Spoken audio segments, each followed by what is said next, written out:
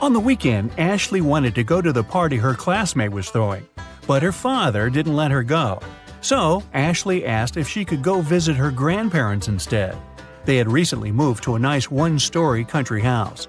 This time, her father happily agreed. But Ashley only used this as an excuse to leave home.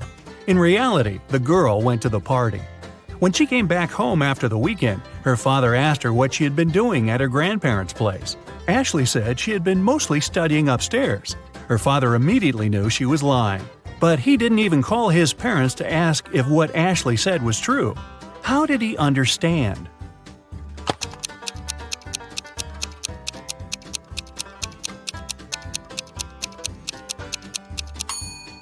Ashley said she'd spent her days upstairs, but her grandparents lived in a one-story house. I guess Ashley needed to get her story straight. Michael wants to play some games on his brother's computer. The brother usually allows him to do it, but only when Michael manages to break the code. Today, the hint is Ava 0, Kate 200, Beth 500, Olivia 0, Avery, what's the passcode?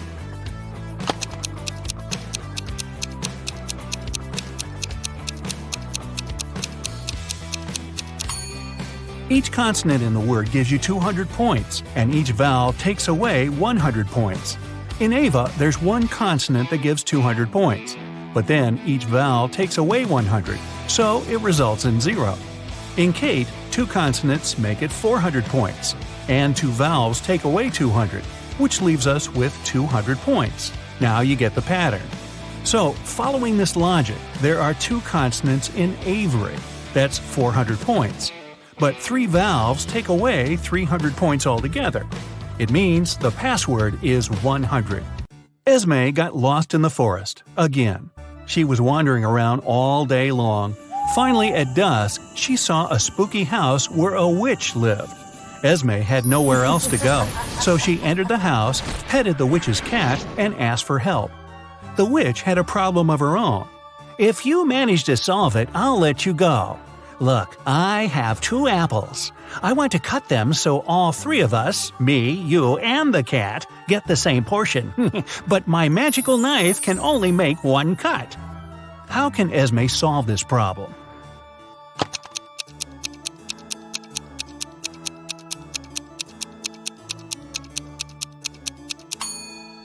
She should put the apples together and make a diagonal cut across them. There'll be 4 pieces. But the 2 smaller ones will make the 3rd portion, and it'll be equal in size to the other 2. An old king had no heirs to the throne, but he needed one, so he asked the smartest young people in the kingdom to gather at the palace. He gave them each an egg. Then he said that whoever took the best care of their egg and could grow a beautiful bird would be the next king or queen. Half a year later, the young people came back with gorgeous birds of different kinds. Only one girl, Scarlet, came back empty-handed. She said she couldn't do it. Surprisingly, the king announced her to be the next queen.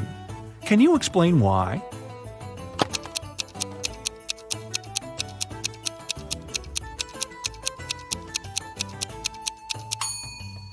The king gave everybody a simple rock instead of a real egg, which means that no one could possibly grow a bird. Everyone else cheated except for Scarlet.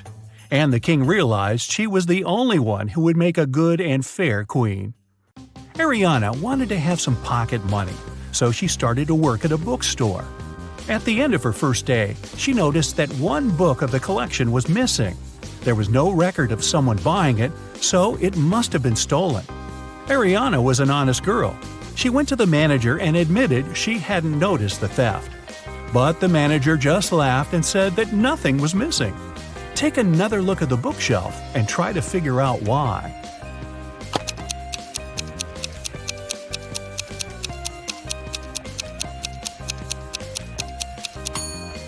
The collection only has 8 books. The 9th book is actually book number 6, but it's standing upside down and in the wrong place. Mrs. Miller has 4 daughters, Abby, Beth, Charlie, and Danny. They're identical quadruplets. Once, the woman asked the girl's teacher to let Abby go after the first class. She had an important appointment. The teacher couldn't tell the teenagers apart, and the girls wanted to have some fun. So they gave her a hint.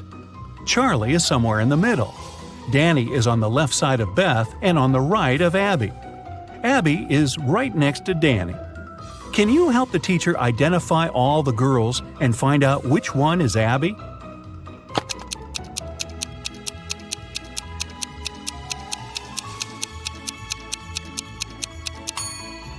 So we know Charlie is somewhere in the middle, and since Danny has someone on both sides, she's somewhere in the middle too.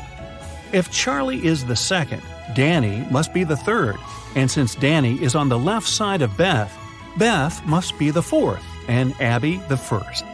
But it can't be true, because Abby and Danny are supposed to be next to each other. But if we switch Charlie and Danny, Danny will be right next to Abby, but still on the left side of Beth. It means that the right order is Abby, Danny, Charlie, and Beth. Abby is the first girl. Mrs. Jones' friend called her to say she had just seen one of her sons at a party, but she wasn't sure which one it was. Mrs. Jones never allowed her sons to go to parties. She asked them if any of them had been there, but the guys denied breaking the rules. Mark said he had been studying. John said he had been practicing for his piano class. And Ethan said he had been playing computer games. Can you figure out who's lying?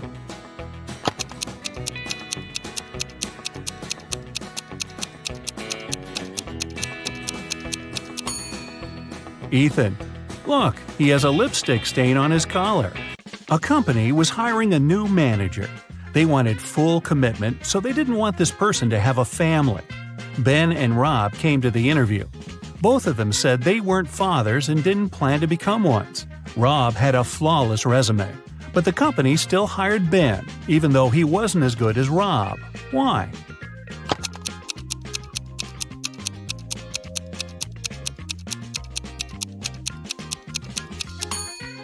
Before the interview, Ben had to take his teenage daughter to her ballet class.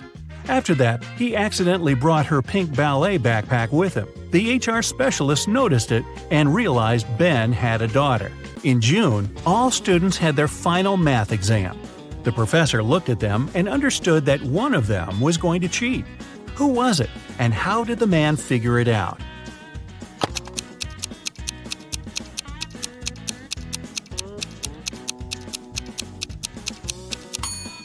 It must be this girl. It's June, and everyone is wearing t-shirts and shorts. But she's put on a sweater and high boots. She must be hiding something. George and Carter are cooking dinner for tonight. Can you see who is doing something wrong?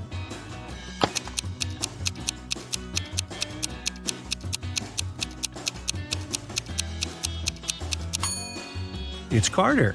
Look, he's using rat poison as a salad dressing instead of oil by accident. I think I'll skip the salad tonight. Liam and Owen were camping in a forest.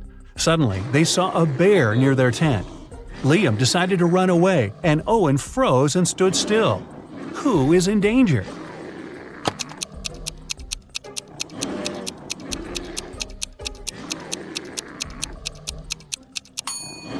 Liam. The bear is likely to start chasing him, and the animal will definitely be faster.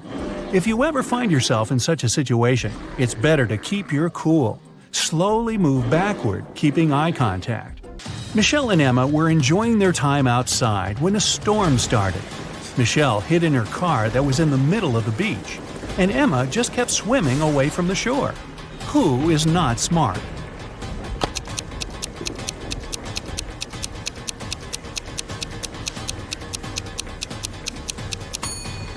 Emma. She should get out of the water immediately and join Michelle in the car. It's dangerous to touch water during a thunderstorm. Two friends, Tom and James, went swimming after school. They found a nice spot and decided to jump from a cliff. Can you tell who's in danger?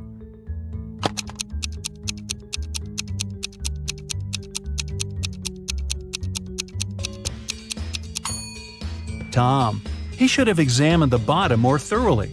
There are rocks under the cliff he chose to jump from. Oh boy. Camilla and Rachel were cleaning the house. At some point, both women entered their teenage children's bedrooms. Camilla noticed her son's phone and decided to check it. And Rachel found her daughter's diary and opened it. Who's in trouble?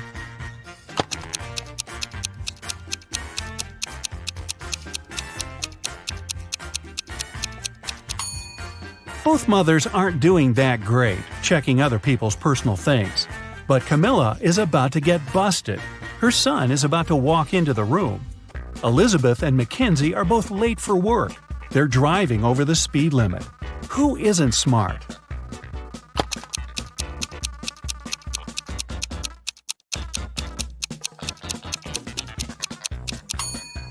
Elizabeth.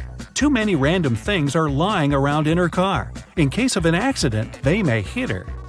Two guys, Mike and David, came to the prom looking gorgeous, but one of them isn't as rich as he wants to seem. Can you tell who it is?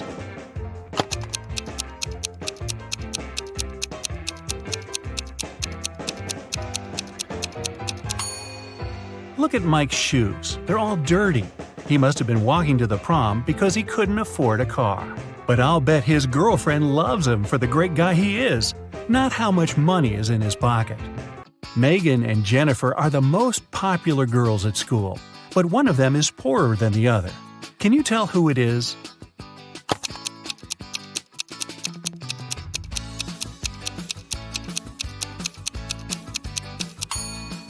It's Megan. Look at her purse. It looks like Gucci, but the logo is wrong. It must be a cheap copy of the bag. But Megan saved a lot of money, so maybe she is the smartest. Two families are going on vacation. Look at them attentively and try to figure out which family spends more money.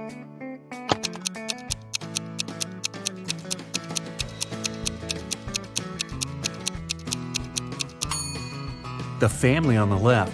Their bags have stickers on them showing they travel regularly.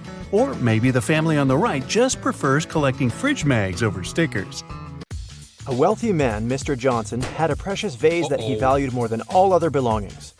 One day, the vase disappeared. The man was miserable. An hour after he discovered it was missing, he got a message. "If you don't come here in 10 minutes with $100,000, your vase will be broken." There was a photo attached to the message. Mr. Johnson realized it was some hotel. In that area, there were 3 of them: the Hero of California, Hummingbird, and Youth Hostel. Where should the man go?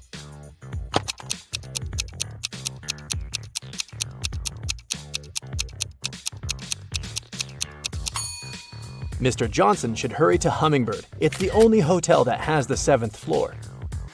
Amanda was in the middle of a burning room. The only window was small and too high for the woman to reach. There was also nothing to climb or stand on. There was no rope, neither was there a door. And still, in a matter of seconds, Amanda was outside. How is it possible?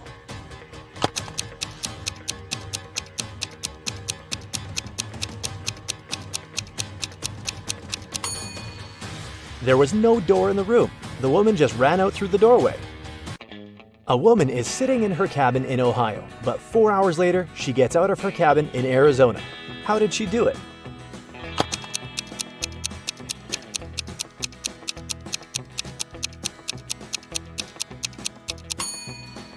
The woman is a pilot, and the cabin is actually the cockpit of the plane she flies. One night, Kevin broke into a rich house. He knew its owner had just bought a unique diamond. The thief managed to get through one of the trickiest security systems he'd ever seen. And here it was, the diamond. After grabbing the gem, Kevin got out of the house, but when he was already outside the gate, 2 security guards caught him. The guy tried to persuade the men he was only a passerby, but they didn't believe him. They searched Kevin, but found nothing. The guards were puzzled and decided the thief had swallowed the diamond. But X-ray also didn't show anything strange. The security guards had to let Kevin go. The guy got home, and in a few minutes, he had the diamond in his hands. How did he smuggle it?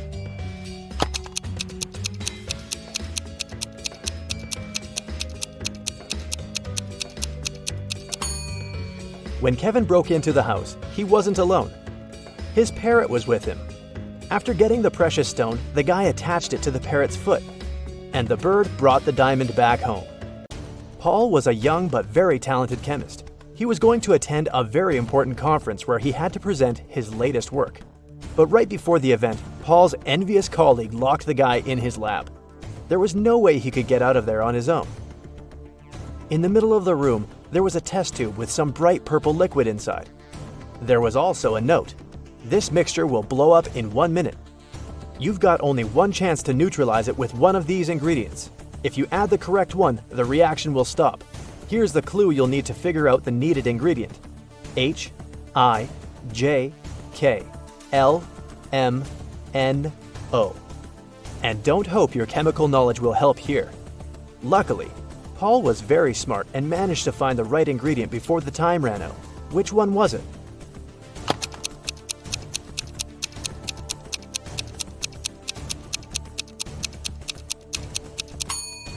It's a row of letters from H to O. It means the needed ingredient is H2O, which is water. Two identical vans were crossing the bridge when it collapsed.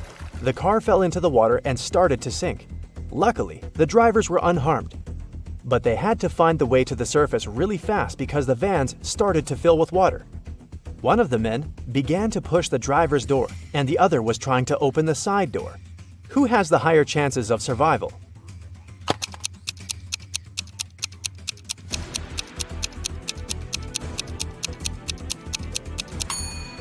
The first driver won't be able to open the door because of the water pressure.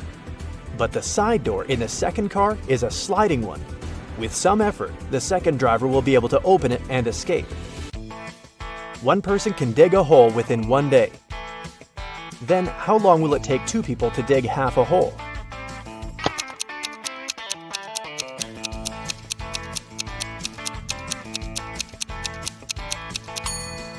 There's no such thing as half a hole. Look at these pictures and try to figure out which mirror is magical.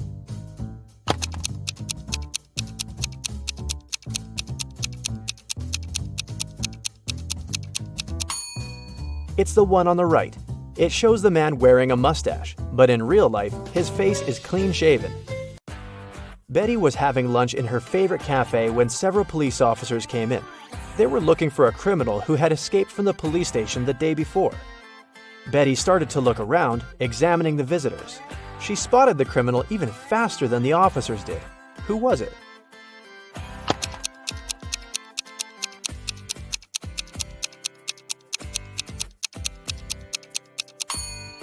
Look at the barman. He's wearing handcuffs. Daniel wanted to go to the seaside with his friends in the summer, but his father reminded the guy he'd promised to help in his parents' store. When the man saw how upset his son was, he offered him a deal. Daniel had to solve several riddles and then he'd be free to go and have fun with his friends. So, our customers often ask us to sell them something that's full of holes but can still hold water. What should we offer them? After a while, Daniel found the right answer. What's this mysterious thing?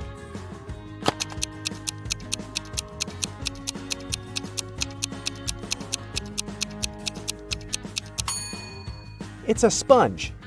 Daniel's father continued, I'm thinking of introducing a new method of pricing the things we sell. Socks will cost $20. A tie will be $12. You'll have to pay $28 for a sweater. And a coat will cost $16. Based on this pricing method, how much will be a t-shirt? Do you know the answer?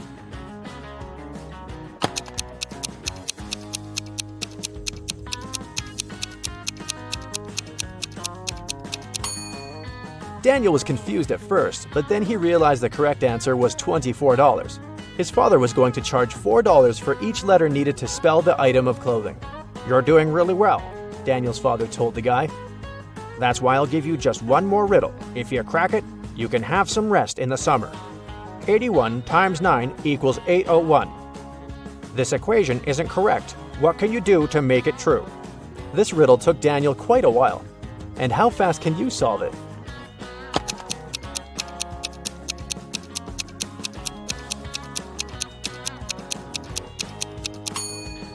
All Daniel had to do was turn the equation upside down. Luckily, the guy managed to figure it out. He got 108 equals 6 times 18. Jason was a courier who regularly delivered food and other stuff to Mrs. Brown. The elderly lady really liked him a lot. She trusted him enough to let the guy use her spare key. The lady kept it under her doormat. When Mrs. Brown was away, Jason would take this key and leave everything he brought inside.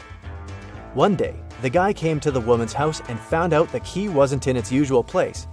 He rang the bell, and a man he'd never seen before opened the door.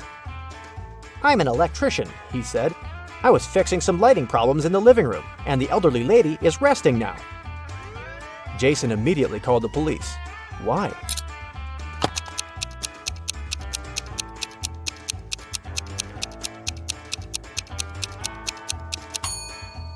The criminal entered the house with the help of the spare key. Paul came back from his lunch break and saw that someone had spilled coffee all over his documents. He cried out, and this attracted his boss's attention. The man decided to figure out who had spoiled Paul's work. He asked his subordinates what they had been doing during their lunch break. Nancy and Liza said they had been together. They went to a cafe to get some coffee. Brian explained that he'd felt unwell. That's why he decided to take a walk in the park. And Sandra said that she'd been talking to her boyfriend on the phone. The boss immediately realized who was lying. Can you figure it out?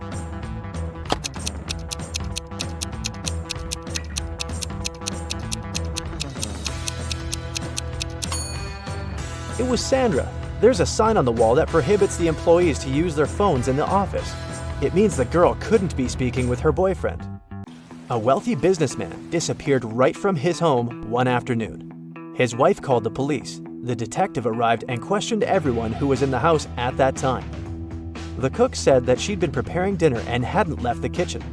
The maid claimed she had been cleaning the dining room after the businessman and his wife had had lunch. And the wife said that after lunch, she'd been sunbathing and swimming in the pool. The detective immediately realized who was behind the man's disappearance. Do you know the answer?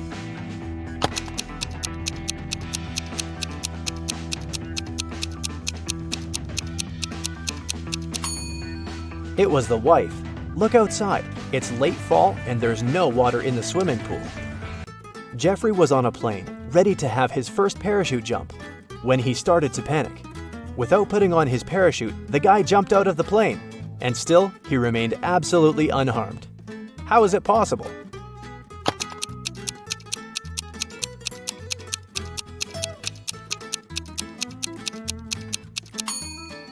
The plane was still on the ground. There's a large apple tree growing on a cliff. If a powerful wind is blowing towards the land, where will the apples fall?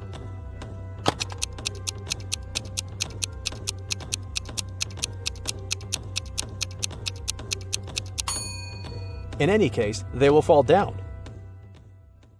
Mr. and Mrs. Luce have 7 daughters. Each daughter has 1 brother. Can you tell how many people there are in the family?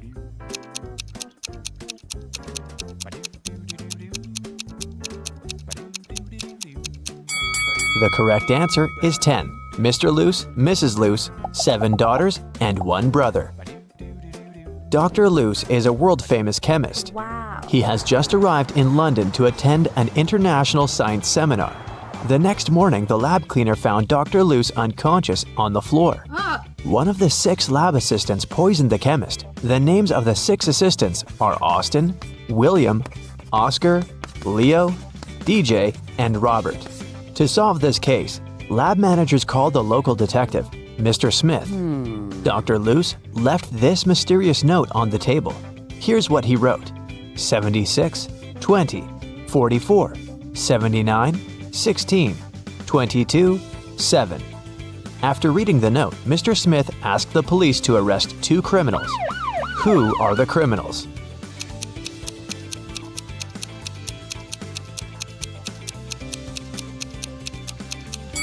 Oscar and Dustin. Remember that Dr. Luce is a chemist? He encrypted the names of his enemies using the periodic table hanging on the wall. Dr. Luce got better and returned to his work in the lab. He invited a young scientist, Oscar, for a job interview. His resume was too good to be true, so Dr. Luce decided to check Oscar's logical thinking. He offered Oscar to solve this number puzzle. Oscar cracked this task right away. What about you?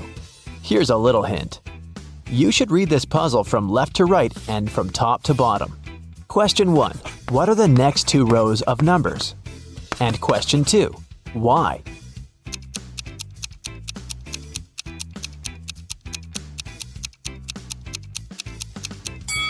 Here's the correct answer. Line 3 represents 2 1s. Line 4 then becomes 1 2 and 1 1. Line 5, therefore, is 1 1, 1 2, and 2 1s. Using the same logic, we can now decode line 6, 3 1s, 2 2s, and 1 1. Line 7 is 1 3, 1 1, 2 2s, and 2 1s. Dr. Luce hired Oscar and took him to the basement of the lab, but someone has changed the password on the door. Can you help the guys guess the code?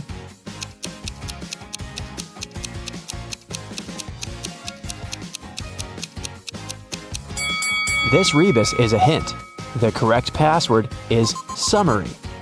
Dr. Luce offered one more riddle to his new employee. How can a man go 8 days without sleep? Can you help Oscar crack this one?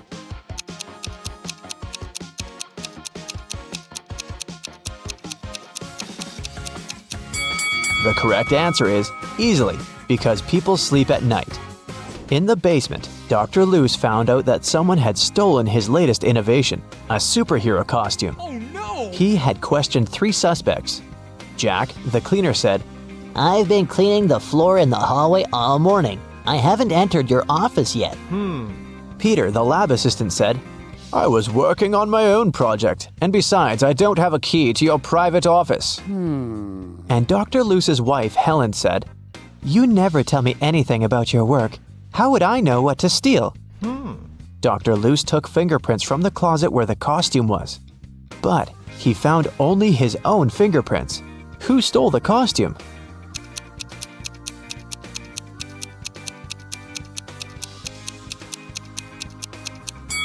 It was Helen. She's the only one who's wearing gloves. Oh. After a short interrogation, Helen confessed that she had sold the costume to Dr. Luce's major enemy, Dr. Phillips. Dr. Luce went to his lab to take his invention back. A creepy guard stopped Dr. Luce at the entrance and asked for a password. Can you help Dr. Luce find out the code? See the sign on the wall? You should rearrange these letters to spell just a single word.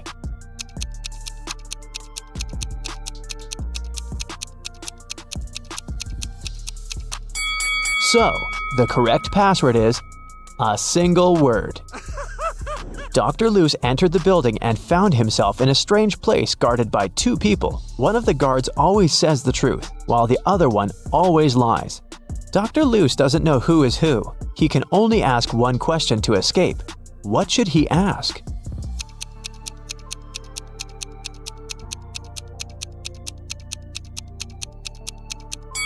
If he asks the guard who always tells the truth, he would tell that the other guard would point to the dangerous door. And if he asks the guard who always lies, he would tell the opposite door of the truth-telling guard and point to the dangerous door. In either case, both guards will point to the dangerous door, and then Dr. Luce should just choose the other door. Dr. Luce entered the room and saw this group of scientists. Can you spot anything weird in this picture?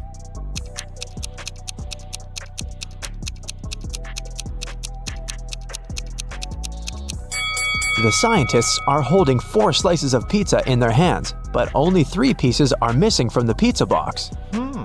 Dr. Luce entered Dr. Phillips's office. The room was empty. Can you help him find anything suspicious?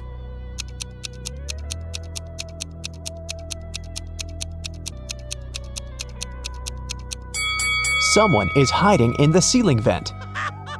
Suddenly, Dr. Luce saw Dr. Phillips flying around in the superhero costume.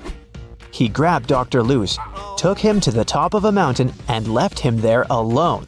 Dr. Luce wandered around and found 3 tunnels. There's an angry, hungry lion in the first tunnel. There's a huge fire in the second tunnel. And the third tunnel leads through a dinosaur lair. Which way should Dr. Luce choose?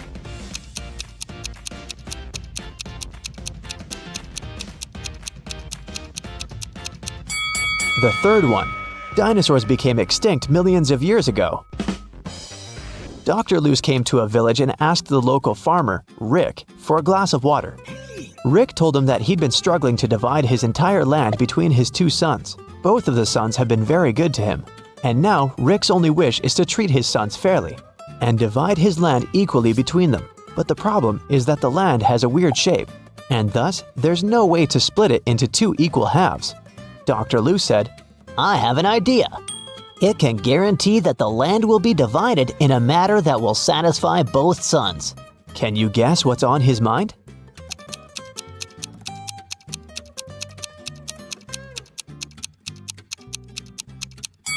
All Rick needs to do is ask one of his sons to divide the land into two parts and tell him that the other son will have the choice of selecting one of those two halves. In this manner, both of them will avoid any tricks and divide the land equally. Dr. Luce was sitting at the local restaurant. He was sad because he'd lost his wallet during his adventures. He noticed a man next to him pulling a wad of $100 notes out of his pocket. Dr. Luce turned to the rich guy and said, Hey, I have an amazing talent. I know almost every song that has ever existed. The rich guy laughed. Dr. Luce then said, I'm willing to bet you all the money you have in your wallet that I can sing a genuine song with a lady's name of your choice in it. The rich man laughed again and said, Okay, how about my wife's name? Helga Fiona Mary Rose Holmes. This evening, the rich man went home poor, and Dr. Luce went home rich. What song did he sing?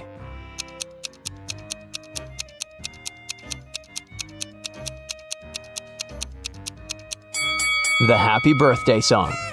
The villagers told Dr. Luce mystical legends about the local forest. He liked creepy stories and decided to go there and see it for himself. He set off at night and soon got to the forest. He noticed a small shop nearby. The seller said, Hey bro, don't go to this forest unequipped. Take this magic potion.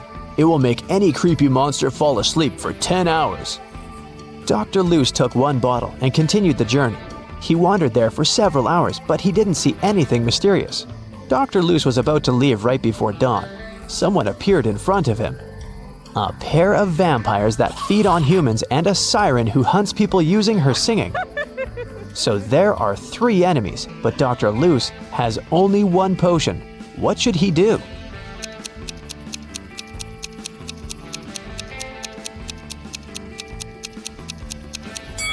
The sun will rise in a few seconds and vampires will run away. That's why he should pour the potion at the siren.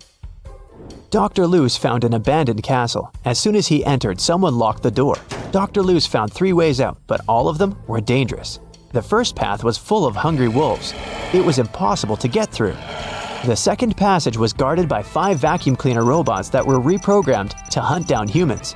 And the third passage was filled with molten lava. What door should he choose?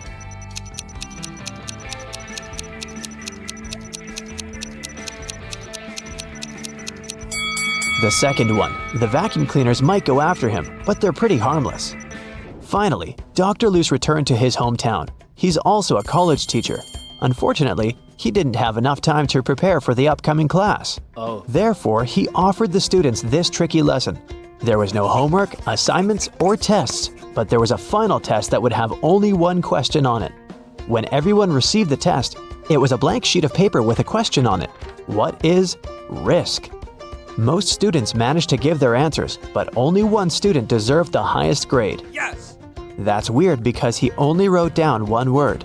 What did he write?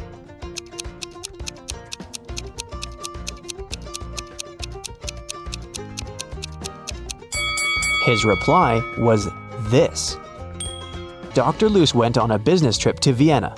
He felt very nervous because he was about to meet a lady he used to date in college, Jane. She's also a scientist who's currently working on immortality pills. That's why she asked Dr. Luce to come over and help her. As soon as he entered her office, he knew that something had gone wrong.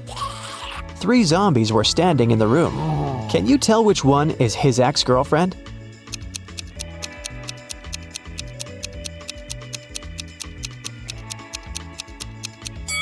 Take a look at Dr. Luce's hand. He has a tattoo, T plus J.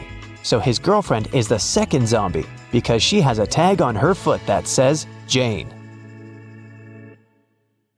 It's the holiday season, but some evil force is doing its best to spoil the mood. No one knows what this force is or why it's ruining the holidays. That's when Detective Robinson comes into play. Help him crack these riddles to save the day. The first task brings the detective to the North Pole. Someone has been stealing Santa's cookies, which he keeps in the reindeer stables. Santa suspects that the criminal is one of his elves who works there, but he's also worried because all of them are allergic to chocolate, and the disappearing cookies are chocolate chip ones. Detective Robinson gathers all the elves in one room. One of them keeps sticking out his tongue and then blushing and apologizing. The second elf has traces of something brown on his hands. And the third elf keeps smiling and giggling. Look at them attentively and try to figure out which one is the thief.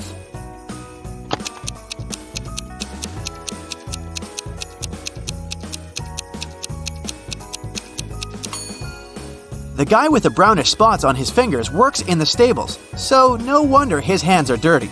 Elves are cheerful creatures, which means that a smiling and giggling elf is not actually an unusual occurrence. But the first elf, his tongue is likely swollen as a result of an allergic reaction. Here's our cookie thief.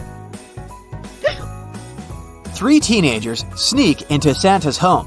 When he comes home after work, he sees 3 guilty-looking kids and his 20-foot-tall plastic Christmas tree lying on the floor. Santa knows that one of the kids must have climbed the tree, which made it fall over.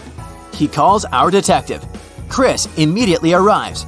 After looking at the kids attentively, he tells Santa who is guilty. Can you figure it out too?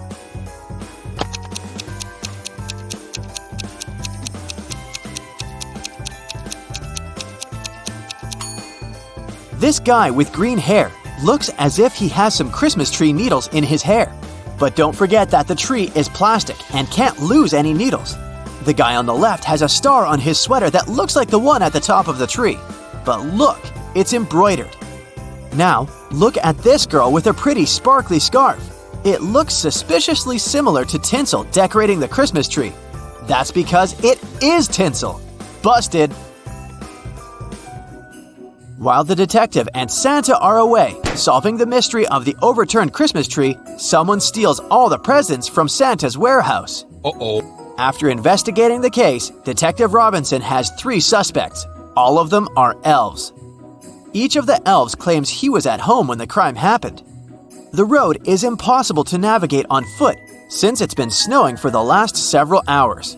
So, whoever did this had to use a sleigh. Can you help Chris figure out who the criminal is?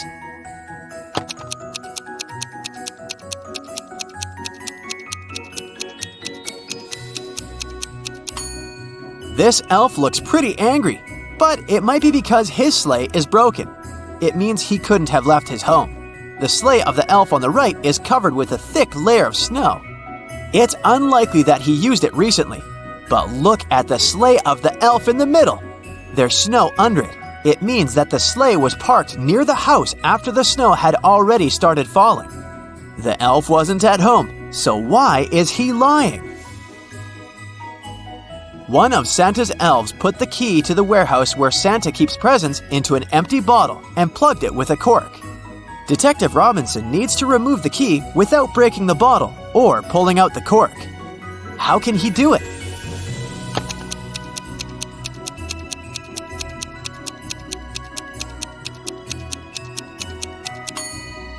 Chris pushed the cork inside the bottle and shook the key out.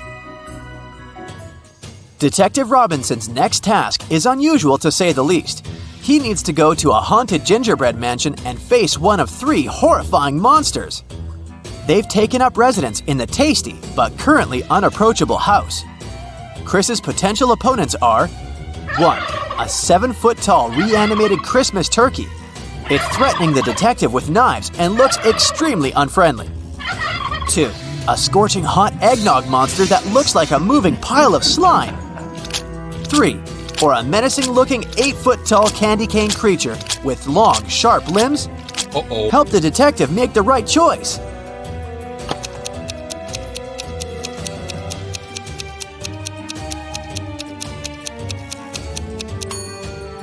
The turkey can be very dangerous with those knives. The candy cane monster's limbs are too sharp to come close to it. As for eggnog, besides being very hot, it doesn't pose any serious danger. The detective just needs to push the monster towards the gingerbread wall and it will absorb the creature very fast. Santa has an unusual problem. One of his elves has just had his birthday, but Santa can't remember how old he's turned. The elf doesn't want to make the task easier. He says, The day before yesterday, I was 34. The next year, I'll be 37. It sounds strange, but the elf hasn't made any mistakes in his calculations. Santa definitely needs Detective Robinson's help.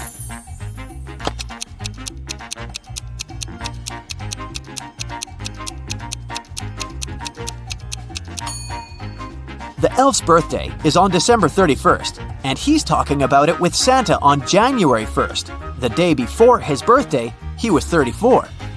The next day, he turned 35. A new year started the next day. This year, he's going to turn 36, and he will be 37 the following year. No day without an accident. One young elf decided to play a prank on Santa and hid the presents behind one of these two doors. Detective Robinson knows that one of the doors hides a very unfriendly dragon, and behind the other, there are presents. He needs to pick the right door, otherwise the holiday is spoiled. There are two signs on the doors. One of them is a lie, and the other is true. On the first door, it's written, "The presents are here. The dragon is in the next room." The other sign says, "The presents and the dragon aren't in the same room." Can you help the detective figure out where the presents are?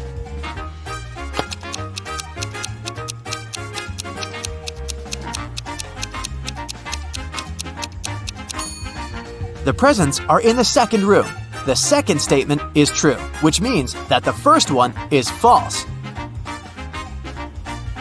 After a long working day, Santa comes home and finds out that someone has broken all the glass decorations on his Christmas tree. He's shocked and upset. He calls Detective Robinson and tells him he has two suspects. One of them is one of his reindeer. Santa saw him near his house 2 hours ago. The other suspect is an elf Santa scolded. Look at the scene and help the detective determine the criminal.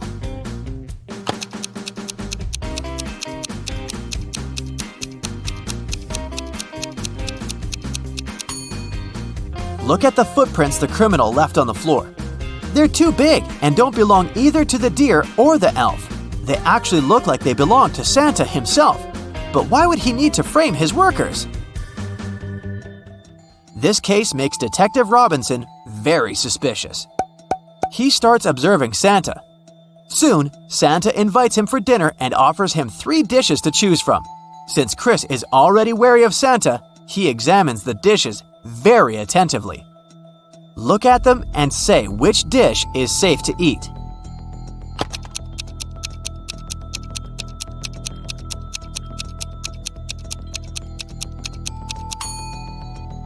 These chocolate chip cookies look fine until you notice that these chocolate chips are actually bugs. The steam rising over this bowl of soup is suspiciously green. This dish is likely poisoned. The only safe option is apples. Look at this tiny worm. If it can munch through the apple, it's most likely okay to eat. So, does it mean Santa wanted to get rid of Chris after the detective started to suspect something? This Santa can't be the real one. After Detective Robinson finds out that the mysterious evil force spoiling the holidays has been the fake Santa all along, he starts searching for the real Santa. Soon, he comes across a basement with 3 doors. Behind each of them, there's a man dressed as Santa and claiming to be the real one. Look at them attentively and try to figure out which Santa is real.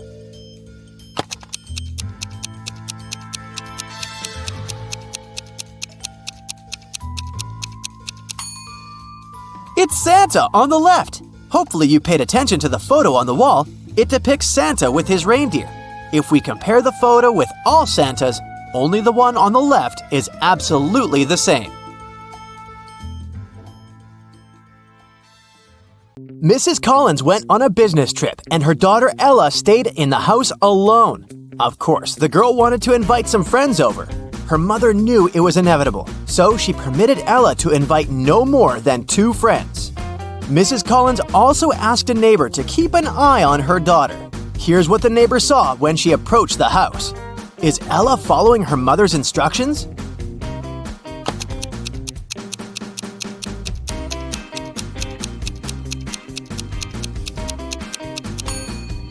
There are 5 cars parked by the house. Assuming that one of them belongs to Ella, there are at least 4 more girls in the house, but possibly even more. In any case, Ella invited over way more people than she was allowed to.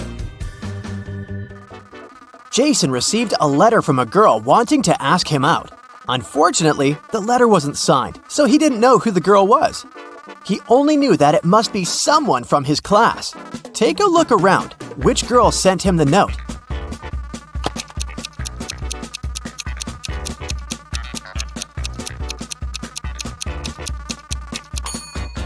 The letter is written in purple ink.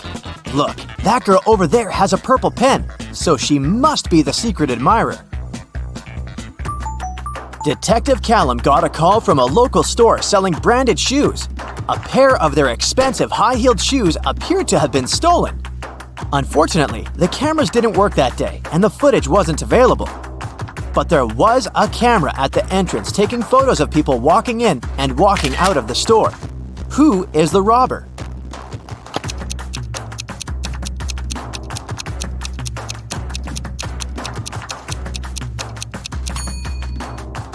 It's this woman. Look, she's gotten taller on her way out, probably because she's wearing the shoes. A police officer was following a robber around the city. Suddenly, the robber entered the hospital and disappeared.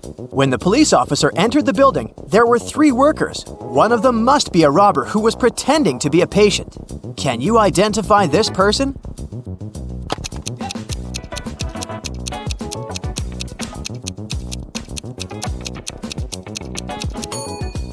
It definitely can't be this pregnant woman, and I doubt it's this old man. This man seems to be blind, but where is his stick then? I bet it's the robber who's wearing shades to pretend to be blind and draw away the police officer's suspicions. Take a look at these 3 people. One of them isn't a human, but who?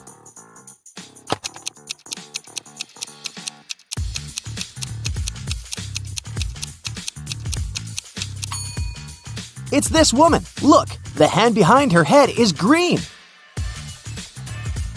Avery was walking in a forest late at night. There was the full moon and she encountered 3 werewolves. Well, actually just 2, because one of them isn't a real werewolf. Which one?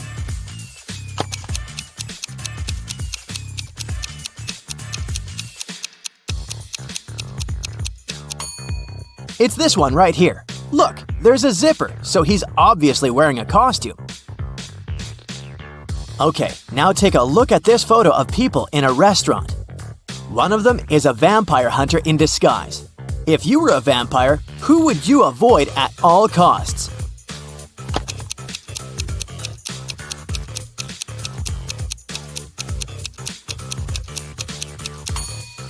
You'd have to avoid the place overall because it's the cook. Look, he's added garlic to the dishes. Now let's check how attentive you are. Now I'll be showing you some photos and you have to find out what's wrong or odd about them. Here's the first one. What do you say?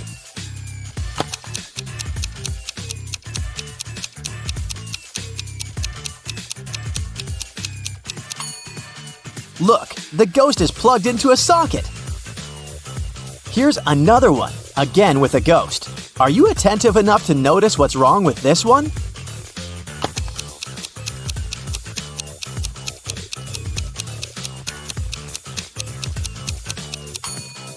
This ghost casts a shadow. You're doing great. Here's the next one. Keep your eyes wide open. What do you see?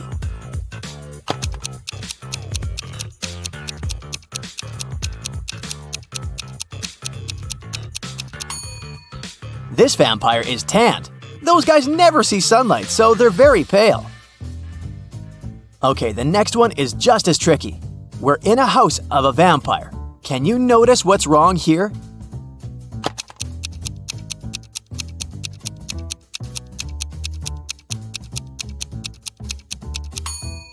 Look at the picture in the background. The vampire is on it, but vampires can't be photographed. Paige wasn't doing well in school, so she was grounded for all the winter holidays and forced to study. Her father would work the night shifts, so quite often he wasn't at home for a long time, so Paige would often sneak out. She was very careful so it would go unnoticed. But one early morning, the father came back and realized that Paige had sneaked out at night for a party. How did he figure it out?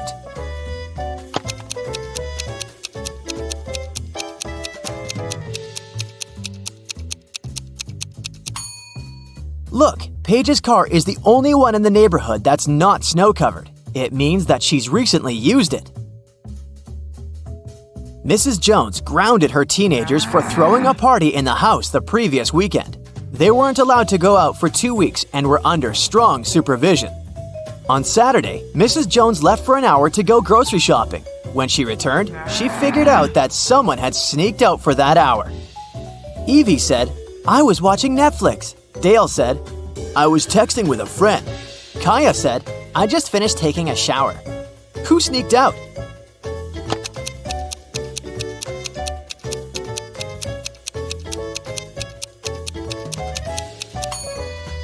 Kaya. If she had really just taken a shower, the bathroom mirror would be misted. But look, it's all clear, so she got an additional week at home. The next Saturday was supposed to be the last Saturday when the teenagers were grounded, and Mrs. Jones went shopping again. When she returned, she noticed dirt on the carpet in the hallway, so she knew right away that one of the teenagers sneaked out again. Evie said, "I was just reading in my room." Dale said, "I was gaming." Kaya said, "I was watching TikTok right here on the couch." Who sneaked out this time?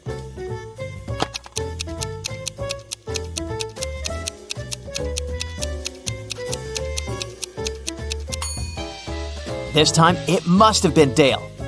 He has wet hair, which could be weird, but it's not. It's raining outside. It means he was outside and not just sitting in front of the computer. The next Saturday, only Evie wasn't grounded anymore. In a parallel universe, it's only allowed to have fun and eat candy. No one ever works or studies. Mrs. Relham came back home after a long and fun night at a club. Her 3 daughters were supposed to have fun too. She asked them what they had been doing. Hannah said, "I went to a party with my friends in that new dress you got me." Elle said, "I organized a sleepover. We were binge-watching shows and eating." Ava said, "I was gaming all day with my friends online." Still, Mrs. Relham could tell that one of her daughters lied and actually spent all day studying. Who was it?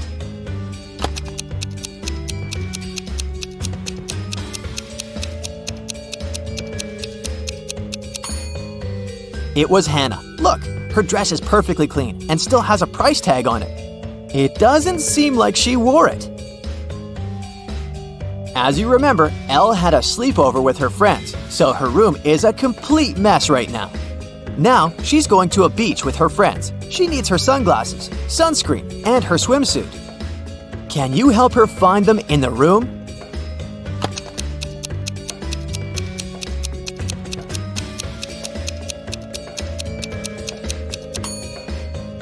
Yes, here they all are. Great job. A day after the beach, Elle is heading to her classmate's place for a party. She needs her dress, her handbag, and her lipstick. Can you help her find them?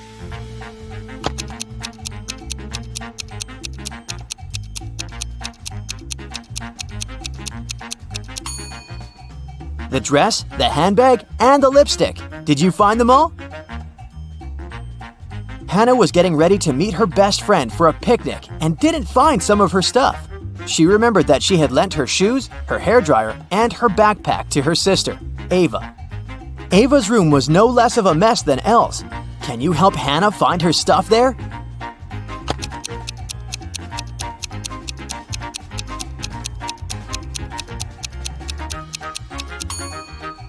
Here they are.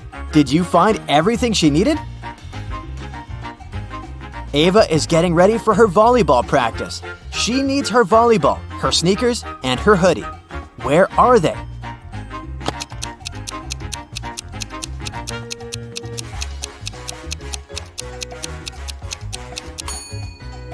They're all here. Esme was having a walk in the forest, and guess what? She didn't get lost. Here was her way home, but she decided to go and visit a witch because she had a deal for her. I have a riddle. If you don't solve it, I'm taking your cat. The witch agreed. When does New Year's Day come before Christmas Day?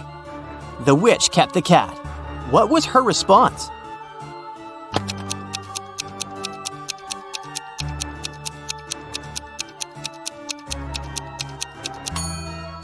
New Year's Day comes before Christmas Day, literally every year. Kennedy was the most popular girl at school, and everyone wanted to go out with her. One day, during a class, Aaron, a guy who had been having a crush on her for years, received a text from the girl. But the text was all messed up, and he couldn't read it.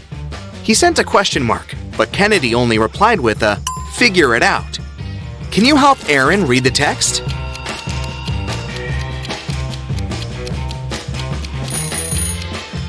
Seems like Kennedy just messed up the spaces to make the message harder to read. If we place the spaces correctly, the text will turn into, "Take me out on a date this week. Friday night after the basketball game, meet me by the clock." Kira and Sierra were sisters. They always borrowed each other's things without permission. So one day, Sierra walked into her room and didn't find her favorite bracelet, which she knew Kira also loved. She got mad at her sister for going into her room and looking through her stuff, but Kira denied all accusations. Still, Sierra knew that her sister had been in her room. How did she know it? Pay attention to this flower on Sierra's windowsill. Flowers always turn toward the sun, but this one is turned away from it. This means Kira was in Sierra's room, searching for the bracelet and moving things around. She moved the flower too. That's why it's turned away from the window. Okay, now I'll show you some emojis, and your task is to guess the animal. Here's the first one. S in nails.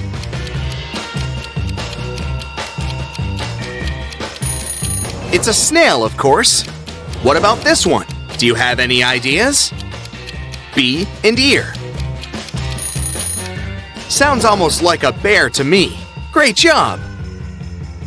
Okay, here's another animal for you. Do you think you know what it is? Moon and key.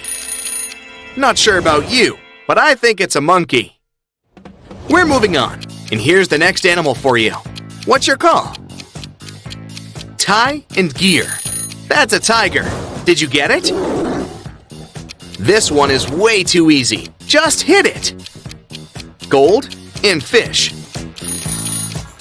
Goldfish, obviously. A fire alarm went off in a college and disrupted the end of semester exam. There was no fire, and after some investigation, it became clear that someone had set off the alarm on purpose. The police had 3 suspects. All of them had been spotted by a security camera on the underground floor near the fire alarm, shortly before it went off.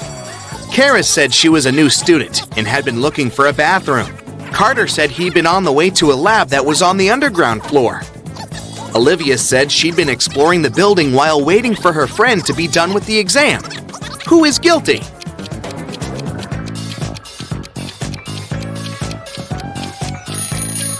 Karis. She said she was a new student, but it was the end of the semester.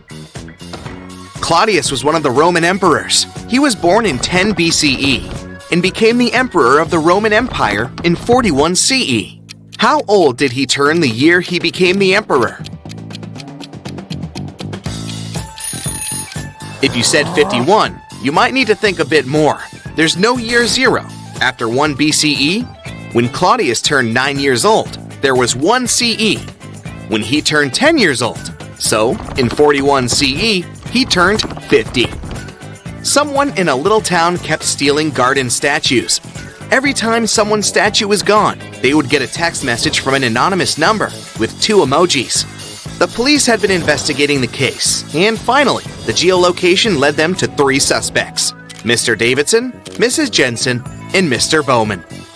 Can you tell who the thief is?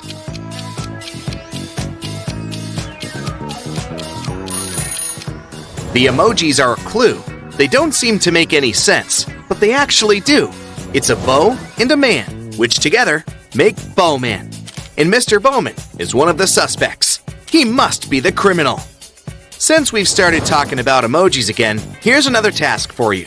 I'll show you some emojis, and this time you'll need to guess the country. Let's go. Here's the first one.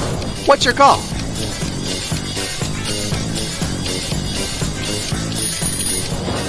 That's chili, of course.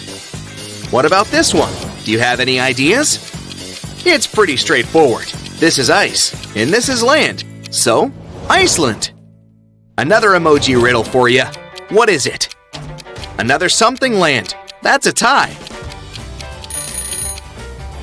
So Thailand, a country in Asia. This one is a bit harder, but I believe in you. That's a bell, obviously, and that's a gym. It's Belgium, a country in Western Europe. Okay, the last country for you today. Here you go. What is it? Chain and an A. That's China. Now let's catch some criminals. Skylar was having a costume birthday party in a rented club. In the middle of the celebration, a detective came in. He said he was looking for a robber who must be there, pretending to be a guest. The problem was that Skylar didn't know half of the guests since all the school was invited. Take a look at the people and say who the detective's main suspect is. Look at this guy. Unlike all other guests, his costume is extremely inconsistent. He has a Batman mask and a Squid Game pullover. He probably put on whatever he could find in a rush, trying to hide. Mrs. Herrera was a rich lady who lived in her mansion in the countryside. She called the police because someone had stolen all the money from a safe in her room. She made all the people in the house remain inside until the police arrived. A detective came. He found no fingerprints, but he discovered a black glove. The main suspects were Chris, the cleaning man, Cassian, Mrs. Herrera's grandniece, and Nicole, Mrs. Herrera's best friend's daughter, who was visiting her for a week. Take a close look at them and try to figure out who stole the money.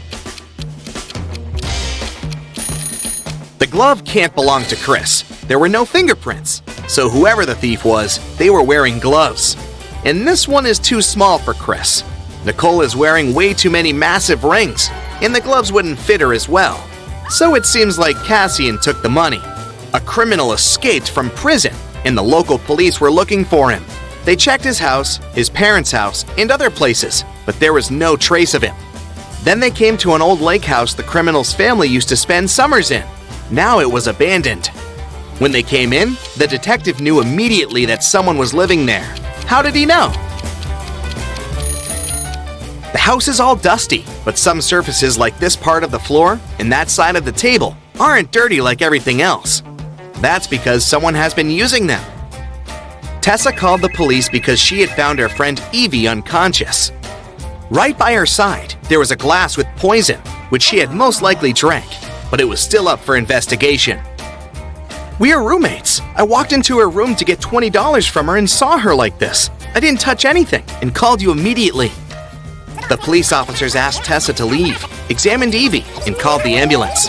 When they moved the girl, they saw Evie's phone and a $20 bill in the phone case. The officers left the phone where they found it, walked out of the room, and told Tessa, "We called the ambulance. It'll be here soon. Your $20 is in your friend's phone case. You can take it now." Tessa walked into the room and returned with the money immediately.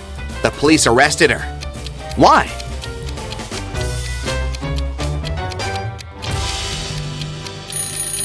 If Tessa didn't touch anything, how did she find Evie's phone so fast? She knew where it was. Allison has 2 coins which total 35 cents. If one of the coins isn't a dime, what are the 2 coins Allison has?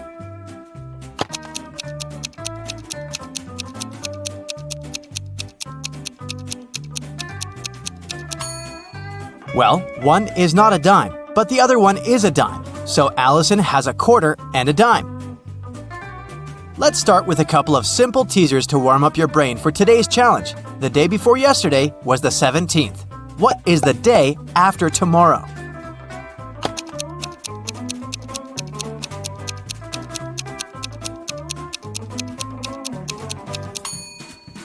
If the day before yesterday was the 17th, it means that today is the 19th. So the day after tomorrow is the 21st. Wendy's birthday was yesterday. She turned 16 years old. Yet, she's turning 17 this year. How is it possible?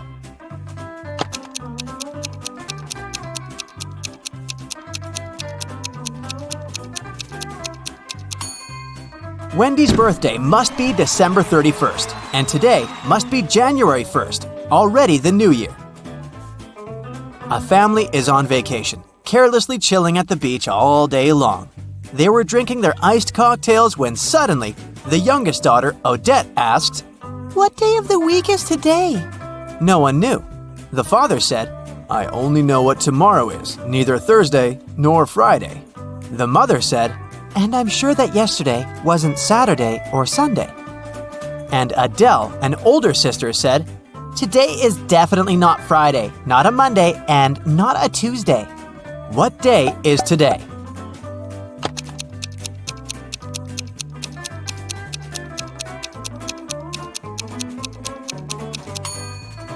Let's cross out all the impossible days. From Dad, we know that it's not Wednesday and not a Thursday.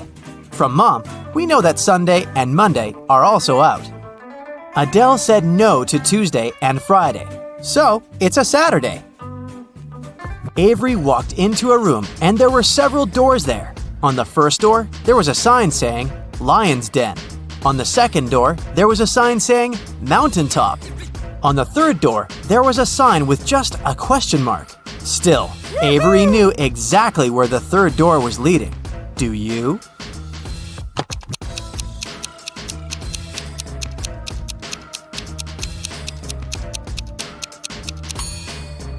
The third door is the door Avery walked through, so it led back there. Once upon a time, there was a happy family living in a house in the shape of a dome. There was a mother, a father, their daughter, a chef, a maid, and a puppy named Oliver. One day, mother and father came back home and found out that Oliver had gone missing. No! They asked who was the last one to walk him, but everyone denied it. The daughter said, "I was reading." The maid said, "I was dusting the corners in the house." The chef said, "I was baking an apple pie." Who is responsible for Oliver's disappearance?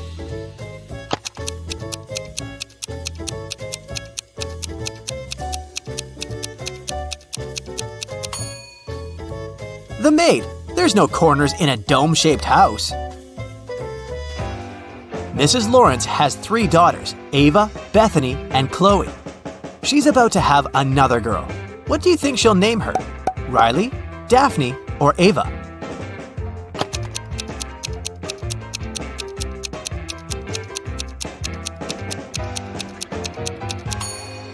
Mrs. Lawrence seems to follow the alphabet, so I bet she'll name her 4th daughter Daphne. In the middle of a pond, there's a little island, and there's a butterfly sitting on a rock. If it swims north, it's 2 minutes to the mainland. If it swims east, it's 3 minutes to the mainland.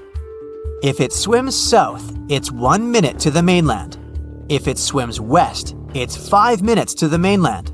Which way should it swim?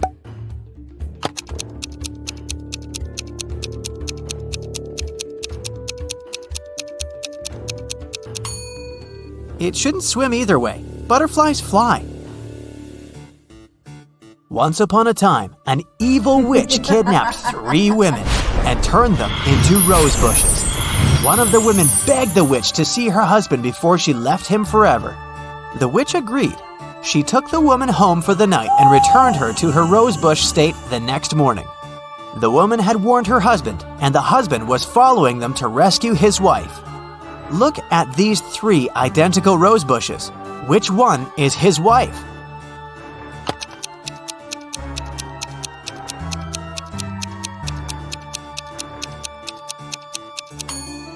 The rose bush that was his wife doesn't have any of the night's dew on the leaves. A married couple went on vacation. They locked up their house and gave the keys to a neighbor, along with instructions on what to control and maintain in the house. Just in case, the wife hid her jewelry in a safe place. While they were on vacation, there was a power outage in the house. There was no electricity for a couple of days, until the neighbor came back to check the house. The neighbor cleaned everything up by the time the couple got back. The wife couldn't find her jewelry. The neighbor swore that he didn't touch it. Where did the jewelry go?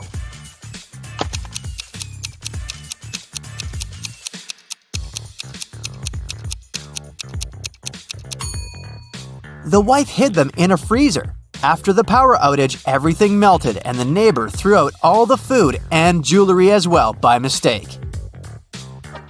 Now, a tricky question for you. What is the difference between electricity and lighting?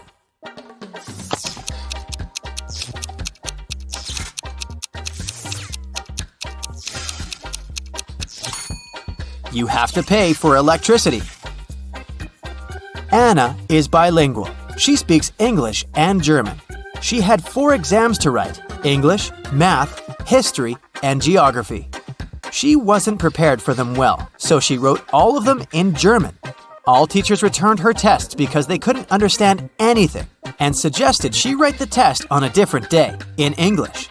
Still, one teacher could understand what she had written and gave her an F. Which teacher was it?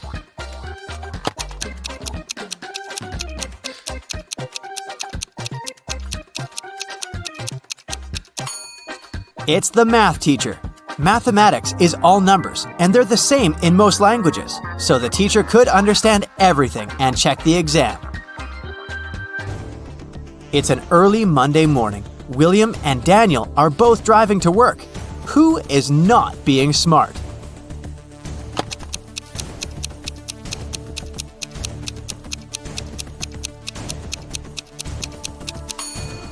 Daniel. He hasn't fastened his seatbelt. It's not safe. James and Delaney are getting ready for a big family barbecue in the evening. James is cooking and Delaney is busy with all the decorations. Who is not smart?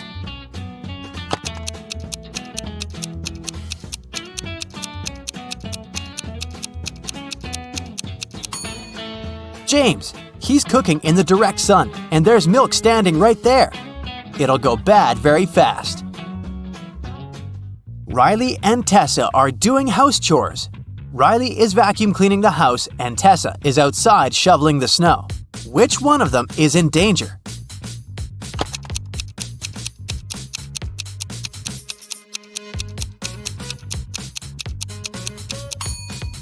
Tessa, look, she's standing right below big icicles hanging off the roof. Every day, a woman was seen crossing the border carrying bags of sand on a motorbike. After some time, the border police got suspicious and stopped her. But they found she had only sand in those bags, so they let her go. What was the woman smuggling across the border?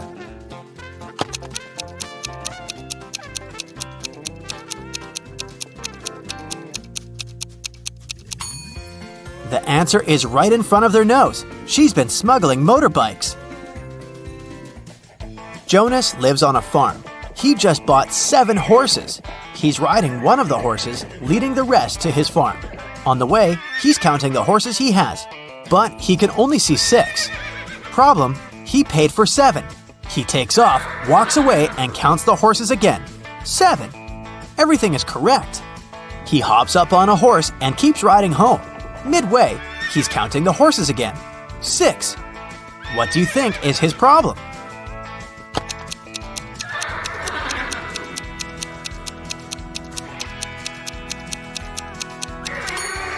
Jonas always forgets to count the horse he's sitting on. Grace and Hope are twins, and they like to mess with people. Grace lies on Monday, Tuesday, and Wednesday, and Hope lies on Thursday, Friday, and Saturday. One day, you walk up to them and ask what day it is. Both of them say, "Yesterday was one of my lying days." Which day is it?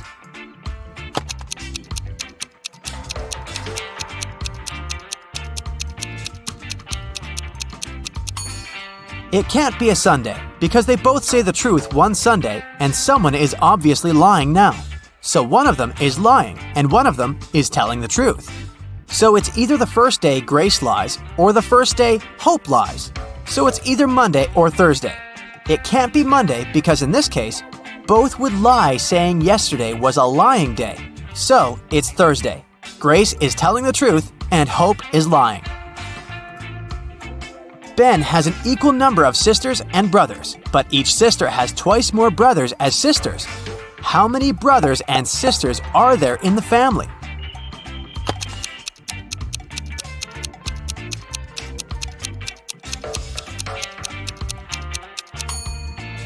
There are 4 brothers and 3 sisters. So every boy has 3 brothers and 3 sisters. Every girl has 4 brothers and 2 sisters.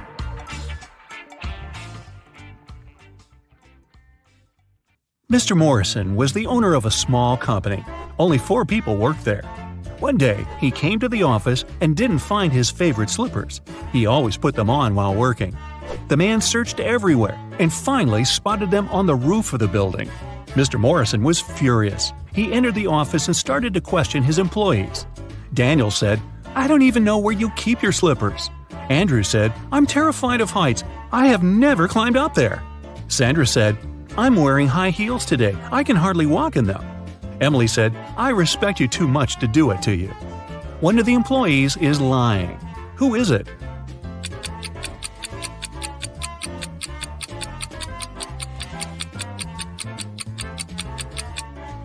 It's Andrew. He said he was afraid of heights. But on his table, there's a photo in which he's skydiving with a parachute. Uh-oh. Melissa's boyfriend proposed to her and presented a beautiful diamond ring. The girl was afraid of losing it. That's why she kept it in a box on her vanity table. Once, after a long and difficult working day, the girl came home and went straight to bed. When she woke up, the ring was gone. Melissa called the police. They asked 3 suspects, Melissa's roommate, her best friend, and her neighbor, what they had been doing the night before. Helen, Melissa's roommate for the last 3 years, said Melissa had indeed looked very tired.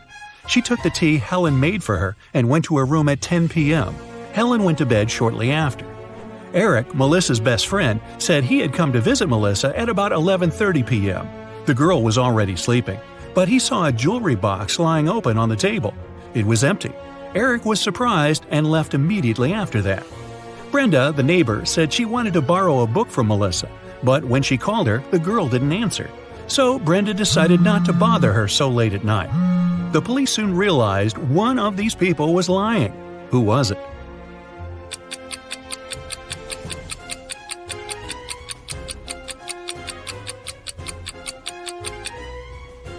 It was Eric. He was only asked what he had been doing the evening before, but he mentioned the jewelry box. He must have known the ring was missing because he took it. A group of friends went camping. They found a beautiful place in the forest near the river. They were planning to spend a week there, but on the 3rd day, Chris disappeared. The rest of the group gathered near a campfire to figure out where he could be. Paul said, "We didn't have enough firewood. I went deeper into the forest to get some. When I came back, Chris was already gone." Ashley said, "I was near the river washing my t-shirt. I stained it with ketchup during lunch." Nancy said, "I felt unwell, so I decided to take a nap. I was sleeping when an owl woke me up." One of the young people is lying.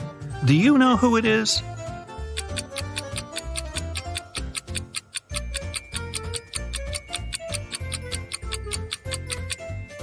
It's Nancy. Owls sleep during the day. It means an owl couldn't have woken the girl.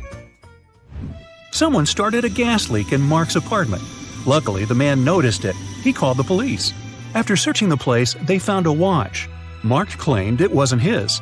The detective decided to set up an ambush. The watch looked expensive. Surely the criminal would return to get it back.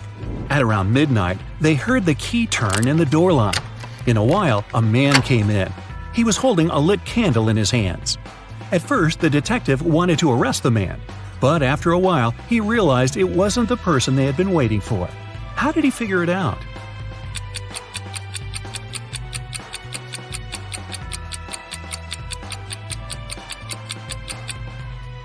Whatever the man was doing in Mark's apartment, he wasn't the one responsible for the gas leak. That criminal wouldn't have entered the apartment holding a burning candle. They would be sure the place was still full of gas. The police found out one particular gang was going to rob a bank. An undercover agent was sent to the restaurant where the criminals always gathered in the evening.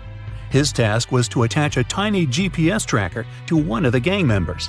Then the police would know about their location and would be able to prevent the robbery. The leader of the gang was the mastermind of the group. All other members were just muscle. The undercover officer had to be very attentive around the leader. The man could easily spot the device, but no other gang member would notice it.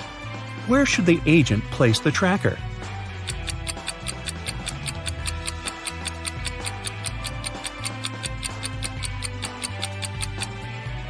on the gang leader's backpack. He's the only person who can spot the device, but not if it's on his own back. Police got a call from the house of a wealthy man. He didn't come home after going for a jog. When several police officers arrived, they questioned all the people in the house. They were the maid, the millionaire's wife, and his driver. The maid said, "When Mr. Jones went for a jog, he asked me to prepare his breakfast. I immediately got down to work. But it's been 3 hours and he hasn't returned yet." The wife was worried too. "I saw him in the morning, but he was in a hurry. We just greeted each other and I went to work." The driver told the police he had been waiting for his boss in the car, scrolling through his social media. Who knows something about the millionaire's disappearance?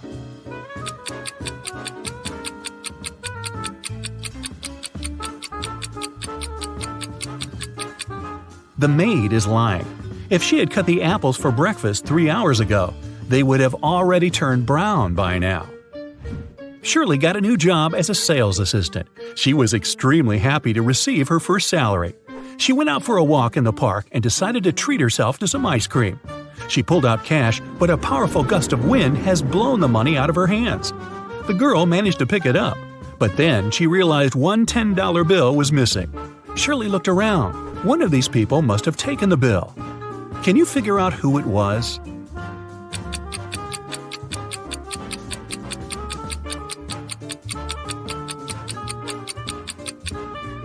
It's the man in the red baseball cap. The bill is under his right foot. Detective Larson was walking along the street. Suddenly, he saw a man grab an elderly woman's bag and run away. The detective immediately rushed after the criminal, but the man disappeared behind the kitchen door of a small restaurant. When Detective Larson entered, he saw 3 cooks preparing food. Which cook is fake?